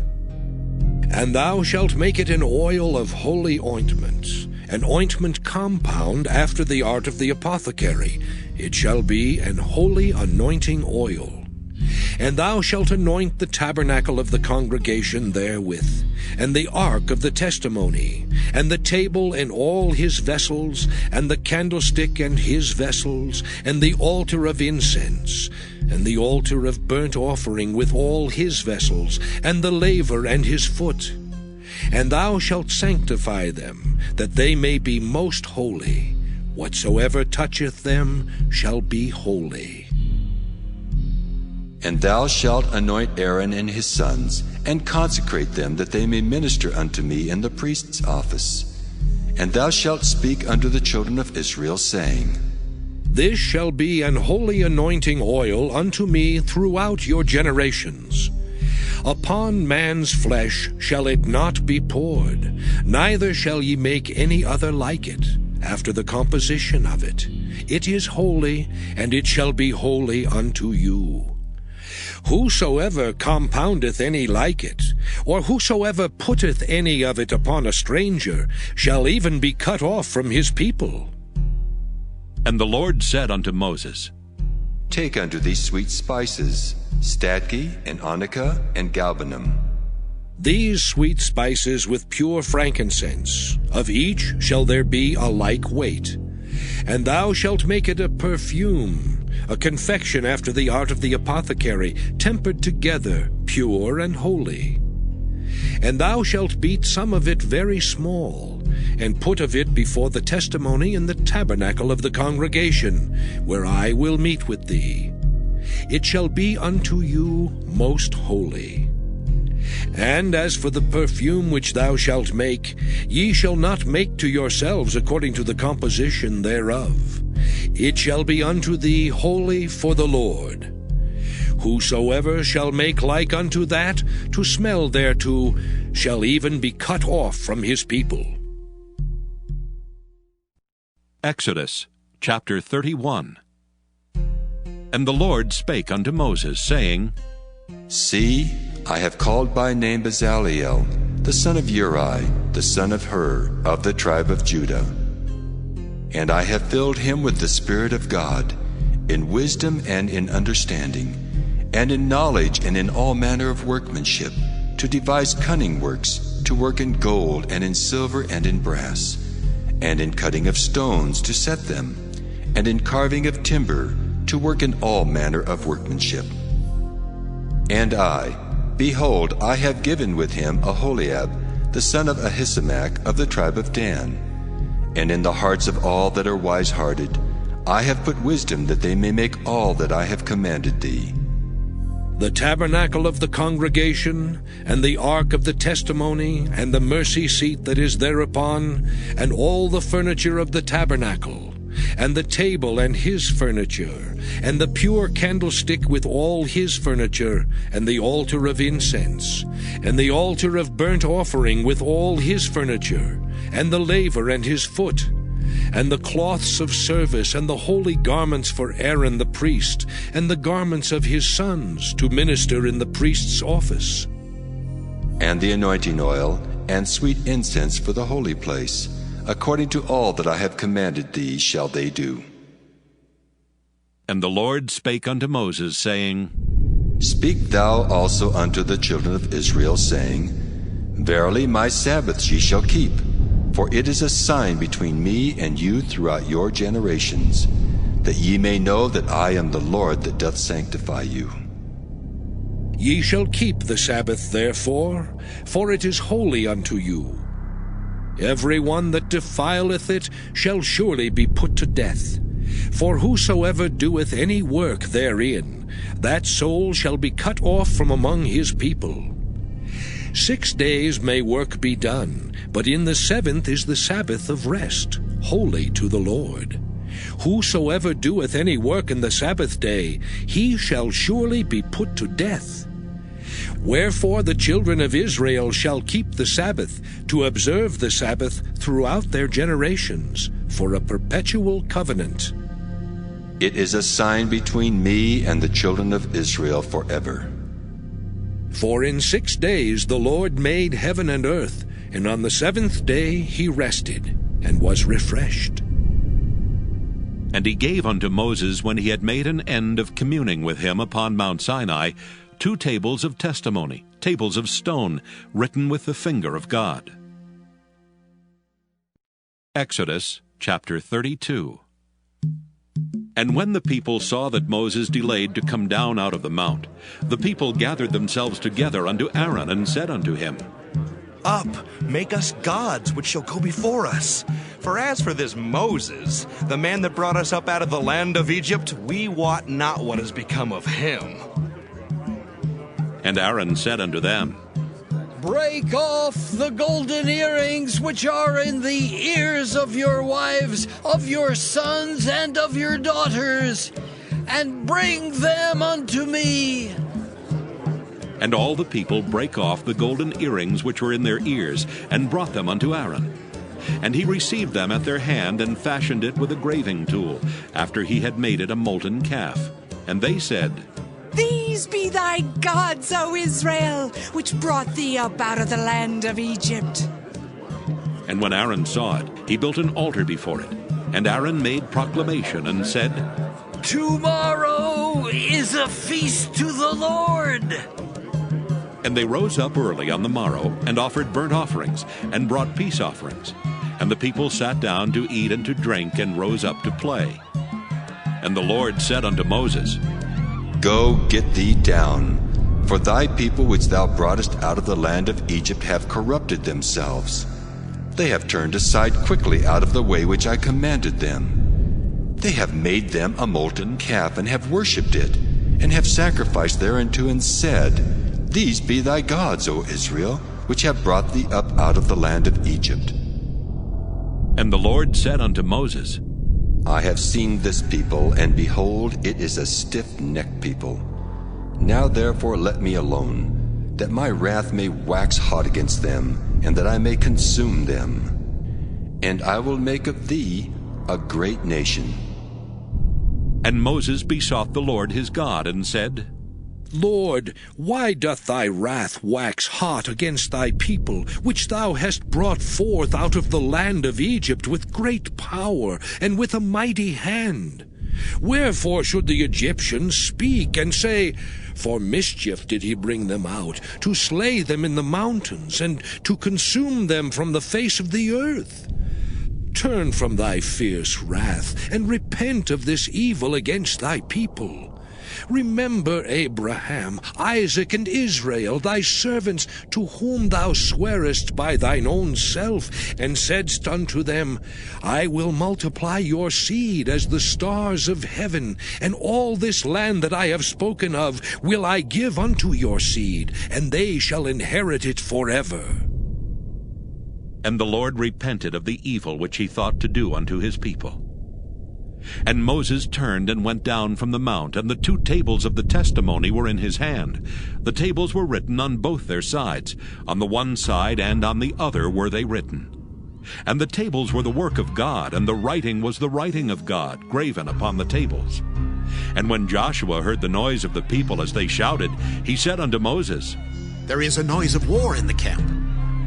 And he said, It is not the voice of them that shout for mastery, neither is it the voice of them that cry for being overcome, but the noise of them that sing do I hear. And it came to pass, as soon as he came nigh unto the camp, that he saw the calf and the dancing.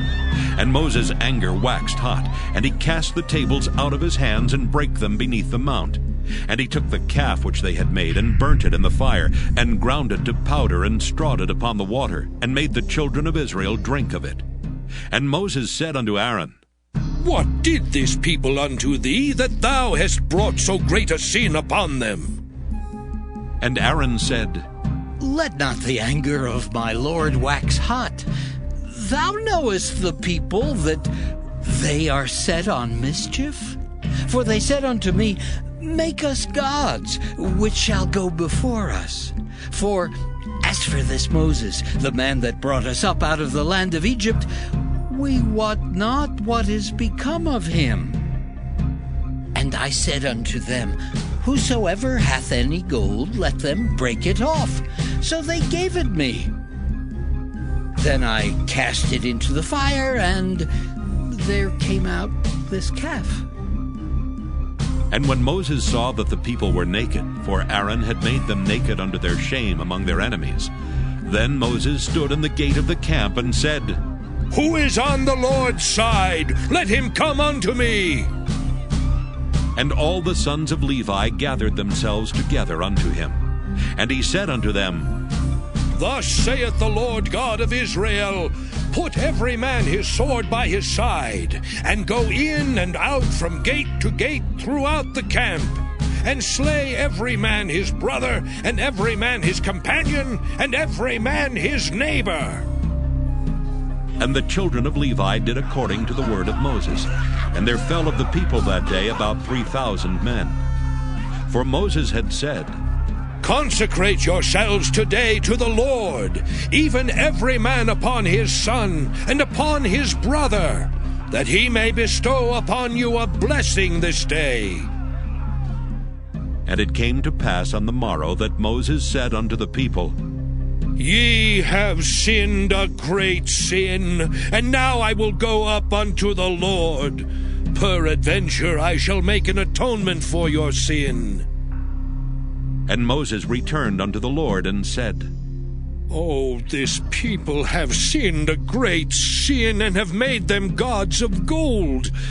Yet now, if thou wilt forgive their sin, and if not, blot me, I pray thee, out of thy book which thou hast written. And the Lord said unto Moses, Whosoever hath sinned against me, him will I blot out of my book. Therefore now go, lead the people unto the place of which I have spoken unto thee. Behold, mine angel shall go before thee. Nevertheless, in the day when I visit, I will visit their sin upon them. And the Lord plagued the people, because they made the calf which Aaron made. Exodus chapter 33. And the Lord said unto Moses, Depart and go up hence, thou and the people which thou hast brought up out of the land of Egypt, unto the land which I swear unto Abraham, to Isaac, and to Jacob, saying, Unto thy seed will I give it. And I will send an angel before thee, and I will drive out the Canaanite, the Amorite, and the Hittite, and the Perizzite, the Hivite, and the Jebusite. unto a land flowing with milk and honey, for I will not go up in the midst of thee, for thou art a stiff-necked people, lest I consume thee in the way. And when the people heard these evil tidings, they mourned, and no man did put on him his ornaments. For the Lord had said unto Moses, Say unto the children of Israel, Ye are a stiff-necked people. I will come up into the midst of thee in a moment, and consume thee. Therefore now put off thine ornaments from thee, that I may know what to do unto thee. And the children of Israel stripped themselves of their ornaments by the Mount Horeb. And Moses took the tabernacle, and pitched it without the camp, afar off from the camp, and called it the tabernacle of the congregation. And it came to pass that every one which sought the Lord went out unto the tabernacle of the congregation, which was without the camp.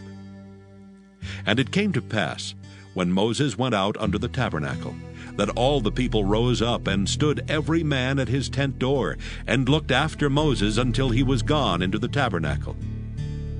And it came to pass, as Moses entered into the tabernacle, the cloudy pillar descended, and stood at the door of the tabernacle. And the Lord talked with Moses. And all the people saw the cloudy pillar stand at the tabernacle door. And all the people rose up and worshipped, every man in his tent door. And the Lord spake unto Moses face to face, as a man speaketh unto his friend. And he turned again into the camp. But his servant Joshua, the son of Nun, a young man, departed not out of the tabernacle. And Moses said unto the Lord, See, thou sayest unto me, Bring up this people, and thou hast not let me know whom thou wilt send with me. Yet thou hast said, I know thee by name, and thou hast also found grace in my sight. Now therefore I pray thee, if I have found grace in thy sight, show me now thy way, that I may know thee, that I may find grace in thy sight, and consider that this nation is thy people. And he said, My presence shall go with thee, and I will give thee rest. And he said unto him, If thy presence go not with me, carry us not up hence. For wherein shall it be known here that I and thy people have found grace in thy sight? Is it not in that thou goest with us? So shall we be separated, I and thy people, from all the people that are upon the face of the earth. And the Lord said unto Moses, I will do this thing also that thou hast spoken, for thou hast found grace in my sight, and I know thee by name. And he said, I beseech thee, show me thy glory.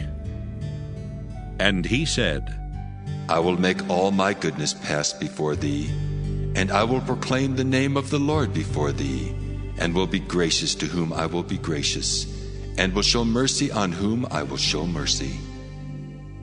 And he said, Thou canst not see my face, for there shall no man see me and live. And the Lord said, Behold, there is a place by me, and thou shalt stand upon a rock. And it shall come to pass, while my glory passeth by, that I will put thee in a cleft of the rock, and will cover thee with my hand while I pass by. And I will take away mine hand, and thou shalt see my back parts, but my face shall not be seen. Exodus chapter 34. And the Lord said unto Moses, Hew thee 2 tables of stone like unto the first, and I will write upon these tables the words that were in the first tables which thou breakest. And be ready in the morning, and come up in the morning unto Mount Sinai, and present thyself there to me in the top of the mount. And no man shall come up with thee, neither let any man be seen throughout all the mount, neither let the flocks nor herds feed before that mount. And he hewed 2 tables of stone like unto the first. And Moses rose up early in the morning, and went up unto Mount Sinai, as the Lord had commanded him, and took in his hand the 2 tables of stone. And the Lord descended in the cloud, and stood with him there, and proclaimed the name of the Lord. And the Lord passed by before him, and proclaimed, The Lord God, merciful and gracious, long-suffering and abundant in goodness and truth, keeping mercy for thousands, forgiving iniquity and transgression and sin, and that will by no means clear the guilty, visiting the iniquity of the fathers upon the children and upon the children's children unto the third and to the fourth generation. And Moses made haste and bowed his head toward the earth and worshipped. And he said, If now I have found grace in thy sight, O Lord, let my Lord, I pray thee, go among us. For it is a stiff-necked people, and pardon our iniquity and our sin, and take us for thine inheritance. And he said, Behold, I make a covenant. Before all thy people I will do marvels such as have not been done in all the earth, nor in any nation. And all the people among which thou art shall see the work of the Lord. For it is a terrible thing that I will do with thee. Observe thou that which I command thee this day. Behold, I drive out before thee the Amorite, and the Canaanite, and the Hittite, and the Perizzite, and the Hivite, and the Jebusite. Take heed to thyself, lest thou make a covenant with the inhabitants of the land whither thou goest, lest it be for a snare in the midst of thee. But ye shall destroy their altars, break their images, and cut down their groves. For thou shalt worship no other God, for the Lord whose name is jealous is a jealous God. Lest thou make a covenant with the inhabitants of the land, and they go a-whoring after their gods, and do sacrifice unto their gods, and one call thee, and thou eat of his sacrifice. And thou take of their daughters unto thy sons, and their daughters go a-whoring after their gods, and make thy sons go a-whoring after their gods. Thou shalt make thee no molten gods. The feast of unleavened bread shalt thou keep. 7 days thou shalt eat unleavened bread, as I commanded thee in the time of the month Abib. For in the month Abib thou camest out from Egypt. All that openeth the matrix is mine, and every firstling among thy cattle, whether ox or sheep, that is male. But the firstling of an ass thou shalt redeem with a lamb. And if thou redeem him not, then shalt thou break his neck. All the firstborn of thy sons thou shalt redeem, and none shall appear before me empty. 6 days thou shalt work, but on the 7th day thou shalt rest. In earing time and in harvest thou shalt rest. And thou shalt observe the feast of weeks, of the first fruits of wheat harvest, and the feast of ingathering at the year's end. Thrice in the year shall all your men children appear before the Lord God, the God of Israel. For I will cast out the nations before thee, and enlarge thy borders. Neither shall any man desire thy land, when thou shalt go up to appear before the Lord thy God thrice in the year. Thou shalt not offer the blood of my sacrifice with leaven, neither shall the sacrifice of the feast of the Passover be left unto the morning. The first of the first fruits of thy land thou shalt bring unto the house of the Lord thy God. Thou shalt not see the kid in his mother's milk. And the Lord said unto Moses, Write thou these words, for after the tenor of these words I have made a covenant with thee and with Israel. And he was there with the Lord 40 days and 40 nights. He did neither eat bread nor drink water. And he wrote upon the tables the words of the covenant, the 10 commandments. And it came to pass, when Moses came down from Mount Sinai with the 2 tables of testimony in Moses' hand, when he came down from the mount, that Moses wist not that the skin of his face shone while he talked with him.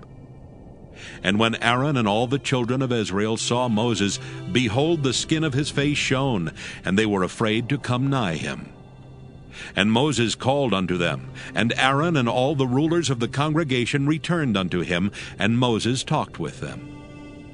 And afterward all the children of Israel came nigh, and he gave them in commandment all that the Lord had spoken with him in Mount Sinai. Until Moses had done speaking with them, he put a veil on his face. But when Moses went in before the Lord to speak with him, he took the veil off until he came out. And he came out and spake unto the children of Israel that which he was commanded. And the children of Israel saw the face of Moses, that the skin of Moses' face shone. And Moses put the veil upon his face again, until he went in to speak with him. Exodus chapter 35. And Moses gathered all the congregation of the children of Israel together, and said unto them, These are the words which the Lord hath commanded, that ye should do them. 6 days shall work be done, but on the 7th day there shall be to you an holy day, a Sabbath of rest to the Lord. Whosoever doeth work therein shall be put to death. Ye shall kindle no fire throughout your habitations upon the Sabbath day. And Moses spake unto all the congregation of the children of Israel, saying, This is the thing which the Lord commanded, saying, Take ye from among you an offering unto the Lord. Whosoever is of a willing heart, let him bring it, an offering of the Lord, gold and silver and brass, and blue and purple and scarlet, and fine linen, and goat's hair, and ram's skins dyed red, and badger's skins, and shittim wood, and oil for the light, and spices for anointing oil, and for the sweet incense, and onyx stones, and stones to be set for the ephod, and for the breastplate. And every wise-hearted among you shall come, and make all that the Lord hath commanded.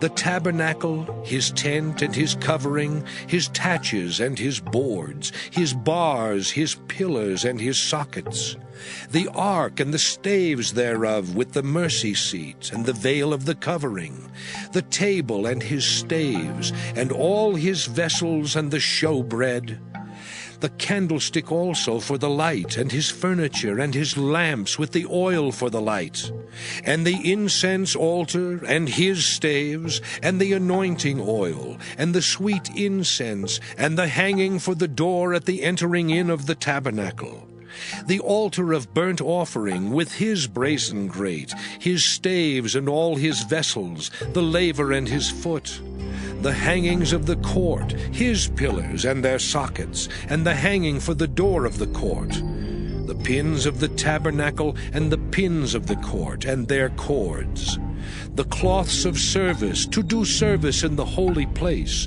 the holy garments for Aaron the priest, and the garments of his sons, to minister in the priest's office. And all the congregation of the children of Israel departed from the presence of Moses. And they came, every one whose heart stirred him up, and every one whom his spirit made willing, and they brought the Lord's offering to the work of the tabernacle of the congregation, and for all his service, and for the holy garments. And they came, both men and women, as many as were willing-hearted, and brought bracelets and earrings and rings and tablets, all jewels of gold. And every man that offered an offering of gold unto the Lord. And every man with whom was found blue and purple and scarlet and fine linen, and goat's hair and red skins of rams and badgers' skins brought them. Every one that did offer an offering of silver and brass brought the Lord's offering. And every man with whom was found shittim wood for any work of the service brought it. And all the women that were wise-hearted did spin with their hands, and brought that which they had spun, both of blue and of purple and of scarlet and of fine linen. And all the women whose heart stirred them up in wisdom spun goat's hair. And the rulers brought onyx stones, and stones to be set for the ephod, and for the breastplate, and spice and oil for the light, and for the anointing oil, and for the sweet incense. The children of Israel brought a willing offering unto the Lord, every man and woman whose heart made them willing to bring for all manner of work, which the Lord had commanded to be made by the hand of Moses. And Moses said unto the children of Israel, See, the Lord hath called by name Bezaleel, the son of Uri, the son of Hur, of the tribe of Judah. And he hath filled him with the Spirit of God, in wisdom, in understanding, and in knowledge, and in all manner of workmanship, and to devise curious works, to work in gold, and in silver, and in brass, and in the cutting of stones to set them, and in carving of wood to make any manner of cunning work. And he hath put in his heart that he may teach, both he and Aholiab the son of Ahisamach, of the tribe of Dan. Them hath he filled with wisdom of heart, to work all manner of work, of the engraver, and of the cunning workman, and of the embroiderer, in blue and in purple, in scarlet and in fine linen, and of the weaver, even of them that do any work, and of those that devise cunning work. Exodus chapter 36. Then wrought Bezaleel and Aholiab, and every wise-hearted man in whom the Lord put wisdom and understanding, to know how to work all manner of work for the service of the sanctuary, according to all that the Lord had commanded. And Moses called Bezaleel and Aholiab, and every wise-hearted man, in whose heart the Lord had put wisdom, even every one whose heart stirred him up, to come unto the work to do it. And they received of Moses all the offering which the children of Israel had brought for the work of the service of the sanctuary, to make it withal. And they brought yet unto him free offerings every morning. And all the wise men that wrought all the work of the sanctuary came every man from his work which they made. And they spake unto Moses, saying, The people bring much more than enough for the service of the work which the Lord commanded to make. And Moses gave commandment, and they caused it to be proclaimed throughout the camp, saying, Let neither man nor woman make any more work for the offering of the sanctuary. So the people were restrained from bringing. For the stuff they had was sufficient for all the work to make it, and too much. And every wise-hearted man among them that wrought the work of the tabernacle made 10 curtains of fine twined linen, and blue and purple and scarlet. With cherubims of cunning work made he them. The length of one curtain was 28 cubits, and the breadth of one curtain 4 cubits. The curtains were all of one size. And he coupled the 5 curtains one unto another, and the other 5 curtains he coupled one unto another. And he made loops of blue on the edge of one curtain from the selvage in the coupling. Likewise he made in the uttermost side of another curtain in the coupling of the second. 50 loops made he in one curtain, and 50 loops made he in the edge of the curtain which was in the coupling of the second. The loops held one curtain to another. And he made 50 taches of gold, and coupled the curtains one unto another with the taches. So it became one tabernacle. And he made curtains of goat's hair for the tent over the tabernacle.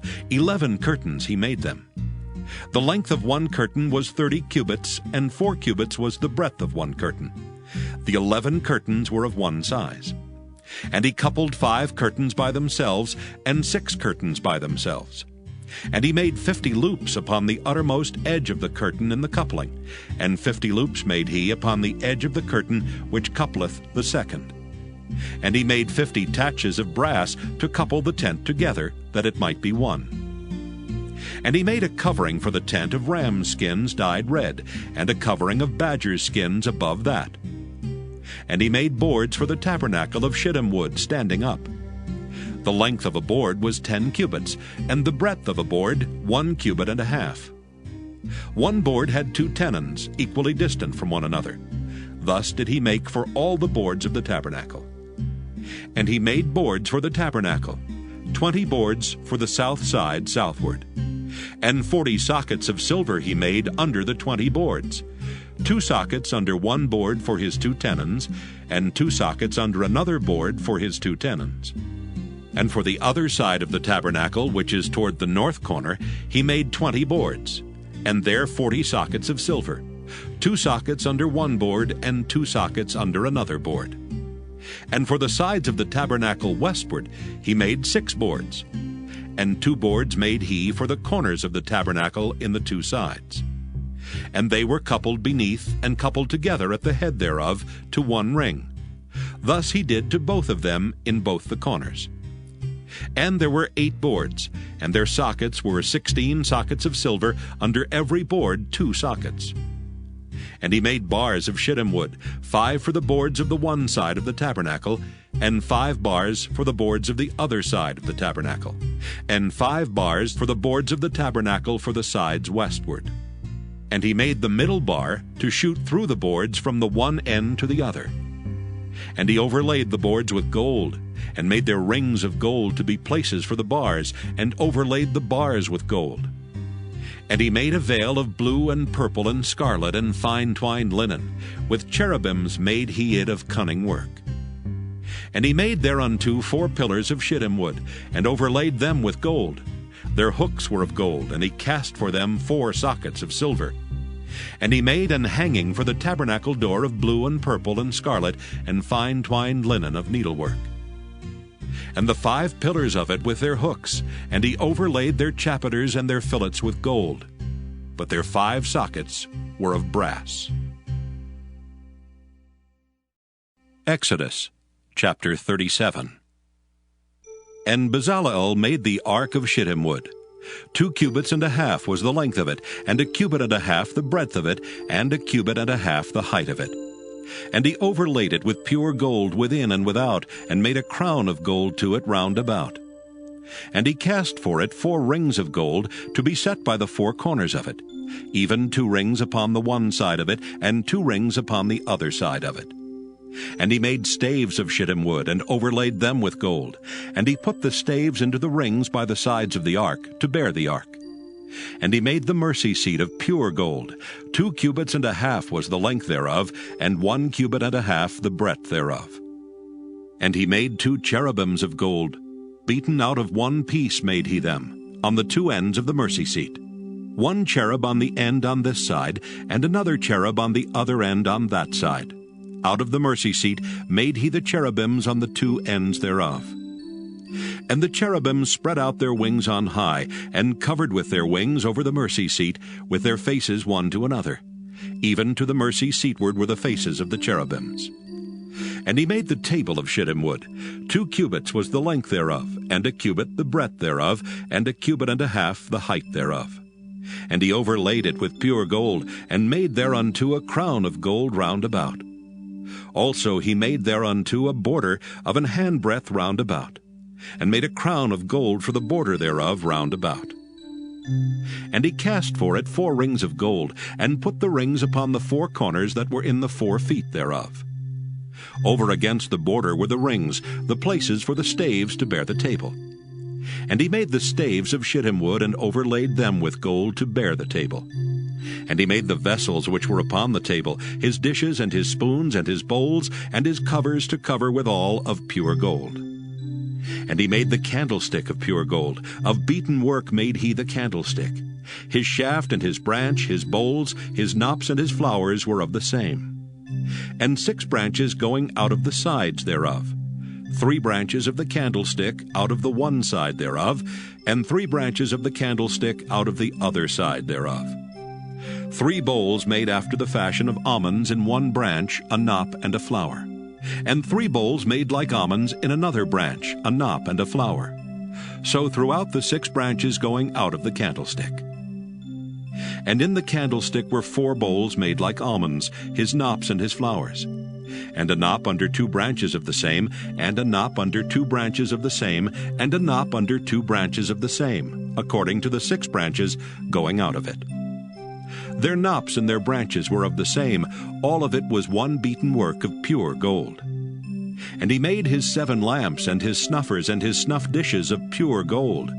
Of a talent of pure gold made he it, and all the vessels thereof. And he made the incense altar of shittim wood. The length of it was 1 cubit, and the breadth of it 1 cubit. It was 4 square, and 2 cubits was the height of it. The horns thereof were of the same.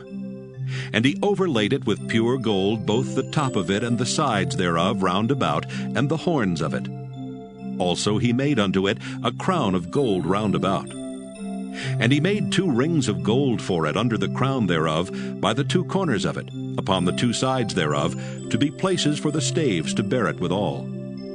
And he made the staves of shittim wood, and overlaid them with gold. And he made the holy anointing oil and the pure incense of sweet spices according to the work of the apothecary. Exodus chapter 38. And he made the altar of burnt offering of shittim wood. 5 cubits was the length thereof, and 5 cubits the breadth thereof. It was 4 square, and 3 cubits the height thereof. And he made the horns thereof on the 4 corners of it. The horns thereof were of the same, and he overlaid it with brass. And he made all the vessels of the altar, the pots and the shovels and the basins and the flesh hooks and the fire pans. All the vessels thereof made he of brass. And he made for the altar a brazen grate of network under the compass thereof beneath unto the midst of it.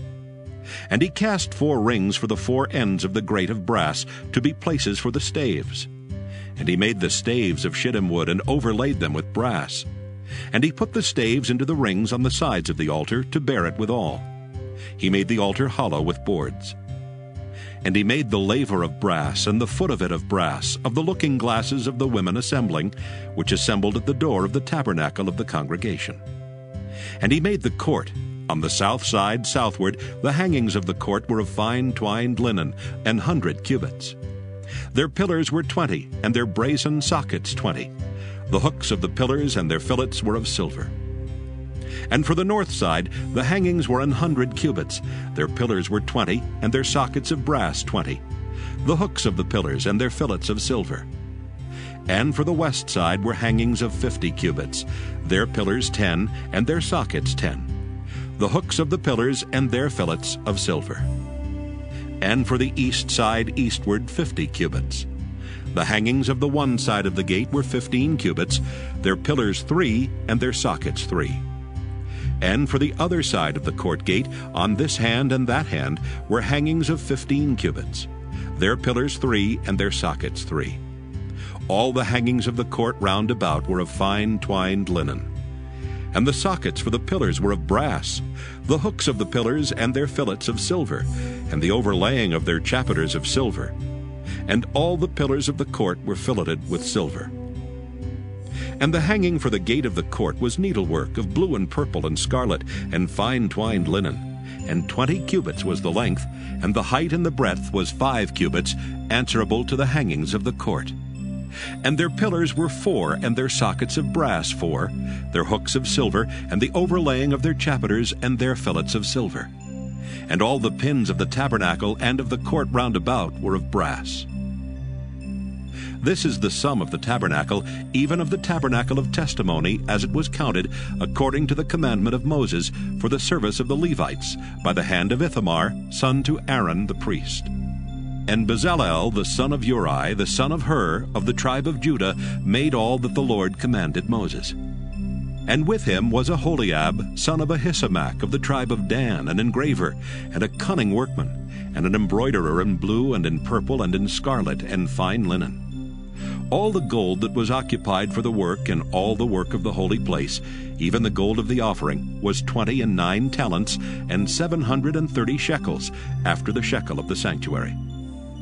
And the silver of them that were numbered of the congregation was 100 talents, and 1,760 shekels, after the shekel of the sanctuary.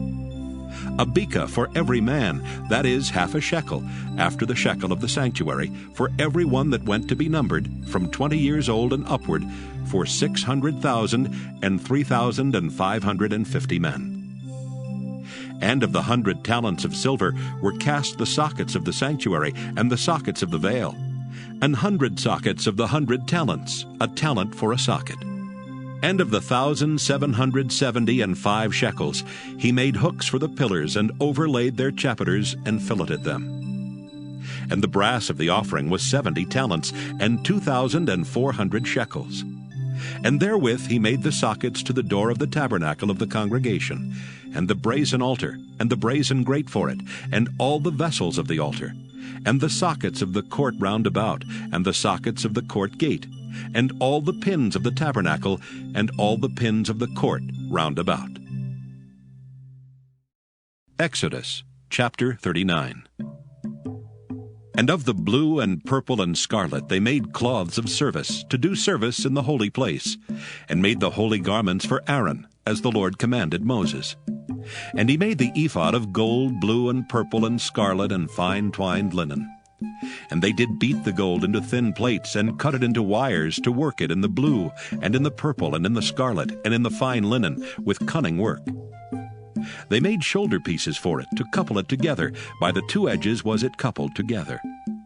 And the curious girdle of his ephod that was upon it was of the same, according to the work thereof, of gold, blue, and purple, and scarlet, and fine twined linen, as the Lord commanded Moses. And they wrought onyx stones enclosed in ouches of gold, graven, as signets are graven, with the names of the children of Israel. And he put them on the shoulders of the ephod, that they should be stones for a memorial to the children of Israel, as the Lord commanded Moses. And he made the breastplate of cunning work, like the work of the ephod, of gold, blue, and purple, and scarlet, and fine twined linen. It was 4 square. They made the breastplate double. A span was the length thereof, and a span the breadth thereof, being doubled. And they set in it 4 rows of stones. The first row was a sardius, a topaz, and a carbuncle. This was the first row. And the second row an emerald, a sapphire, and a diamond. And the third row a ligure, an agate, and an amethyst. And the fourth row a beryl, an onyx, and a jasper.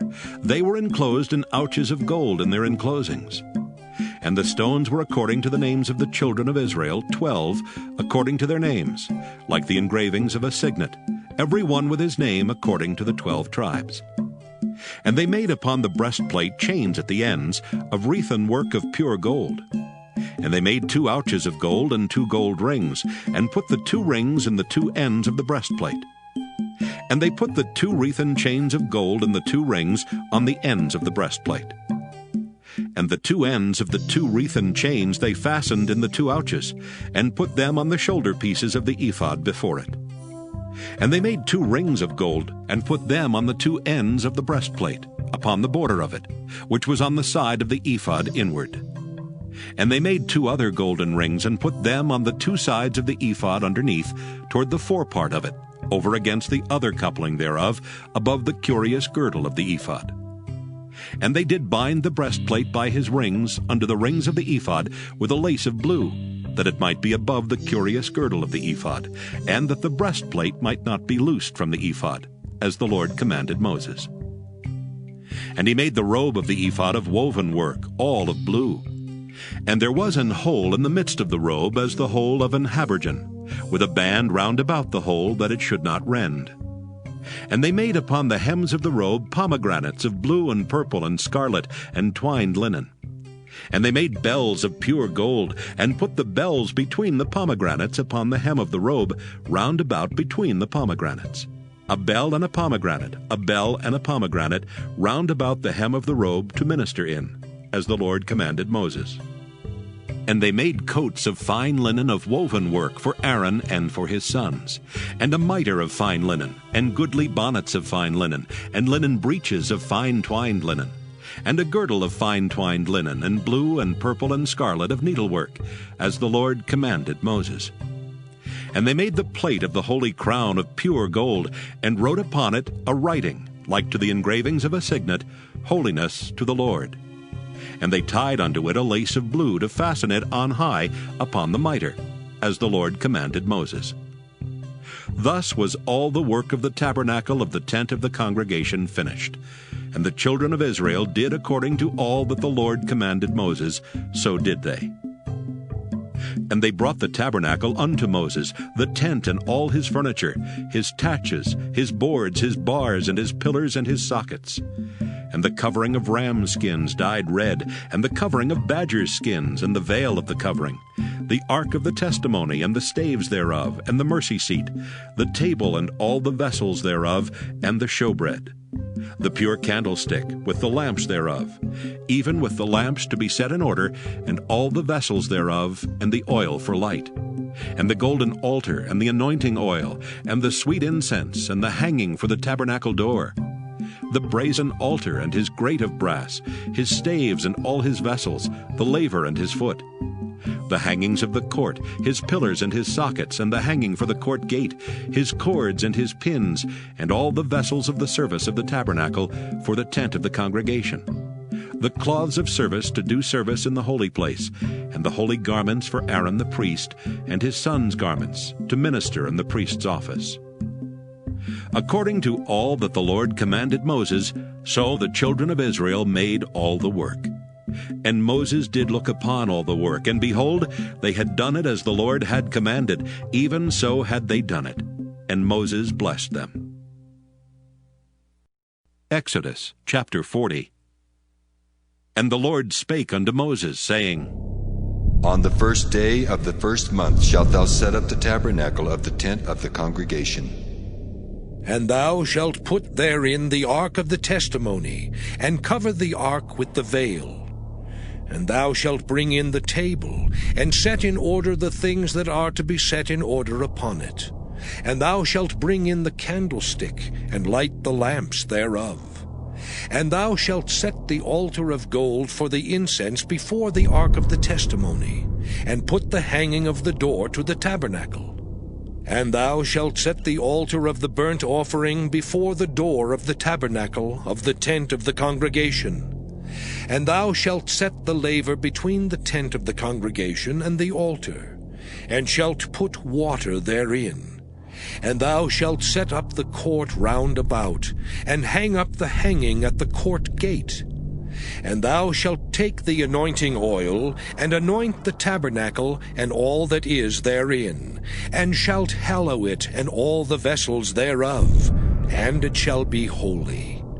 And thou shalt anoint the altar of the burnt offering, and all his vessels, and sanctify the altar, and it shall be an altar most holy. And thou shalt anoint the laver and his foot, and sanctify it. And thou shalt bring Aaron and his sons unto the door of the tabernacle of the congregation, and wash them with water. And thou shalt put upon Aaron the holy garments, and anoint him, and sanctify him, that he may minister unto me in the priest's office. And thou shalt bring his sons, and clothe them with coats. And thou shalt anoint them as thou didst anoint their father, that they may minister unto me in the priest's office. For their anointing shall surely be an everlasting priesthood throughout their generations. Thus did Moses, according to all that the Lord commanded him, so did he. And it came to pass in the first month in the 2nd year, on the first day of the month, that the tabernacle was reared up. And Moses reared up the tabernacle, and fastened his sockets, and set up the boards thereof, and put in the bars thereof, and reared up his pillars. And he spread abroad the tent over the tabernacle, and put the covering of the tent above upon it, as the Lord commanded Moses. And he took and put the testimony into the ark, and set the staves on the ark, and put the mercy seat above upon the ark. And he brought the ark into the tabernacle, and set up the veil of the covering, and covered the ark of the testimony, as the Lord commanded Moses. And he put the table in the tent of the congregation upon the side of the tabernacle northward without the veil. And he set the bread in order upon it before the Lord, as the Lord had commanded Moses. And he put the candlestick in the tent of the congregation over against the table on the side of the tabernacle southward. And he lighted the lamps before the Lord, as the Lord commanded Moses. And he put the golden altar in the tent of the congregation before the veil. And he burnt sweet incense thereon, as the Lord commanded Moses. And he set up the hanging at the door of the tabernacle. And he put the altar of burnt offering by the door of the tabernacle of the tent of the congregation, and offered upon it the burnt offering and the meat offering, as the Lord commanded Moses. And he set the laver between the tent of the congregation and the altar, and put water there to wash withal. And Moses and Aaron and his sons washed their hands and their feet thereat. When they went into the tent of the congregation, and when they came near unto the altar, they washed, as the Lord commanded Moses. And he reared up the court round about the tabernacle and the altar, and set up the hanging of the court gate. So Moses finished the work. Then a cloud covered the tent of the congregation, and the glory of the Lord filled the tabernacle. And Moses was not able to enter into the tent of the congregation, because the cloud abode thereon, and the glory of the Lord filled the tabernacle. And when the cloud was taken up from over the tabernacle, the children of Israel went onward in all their journeys. But if the cloud were not taken up, then they journeyed not till the day that it was taken up. For the cloud of the Lord was upon the tabernacle by day, and fire was on it by night, in the sight of all the house of Israel, throughout all their journeys.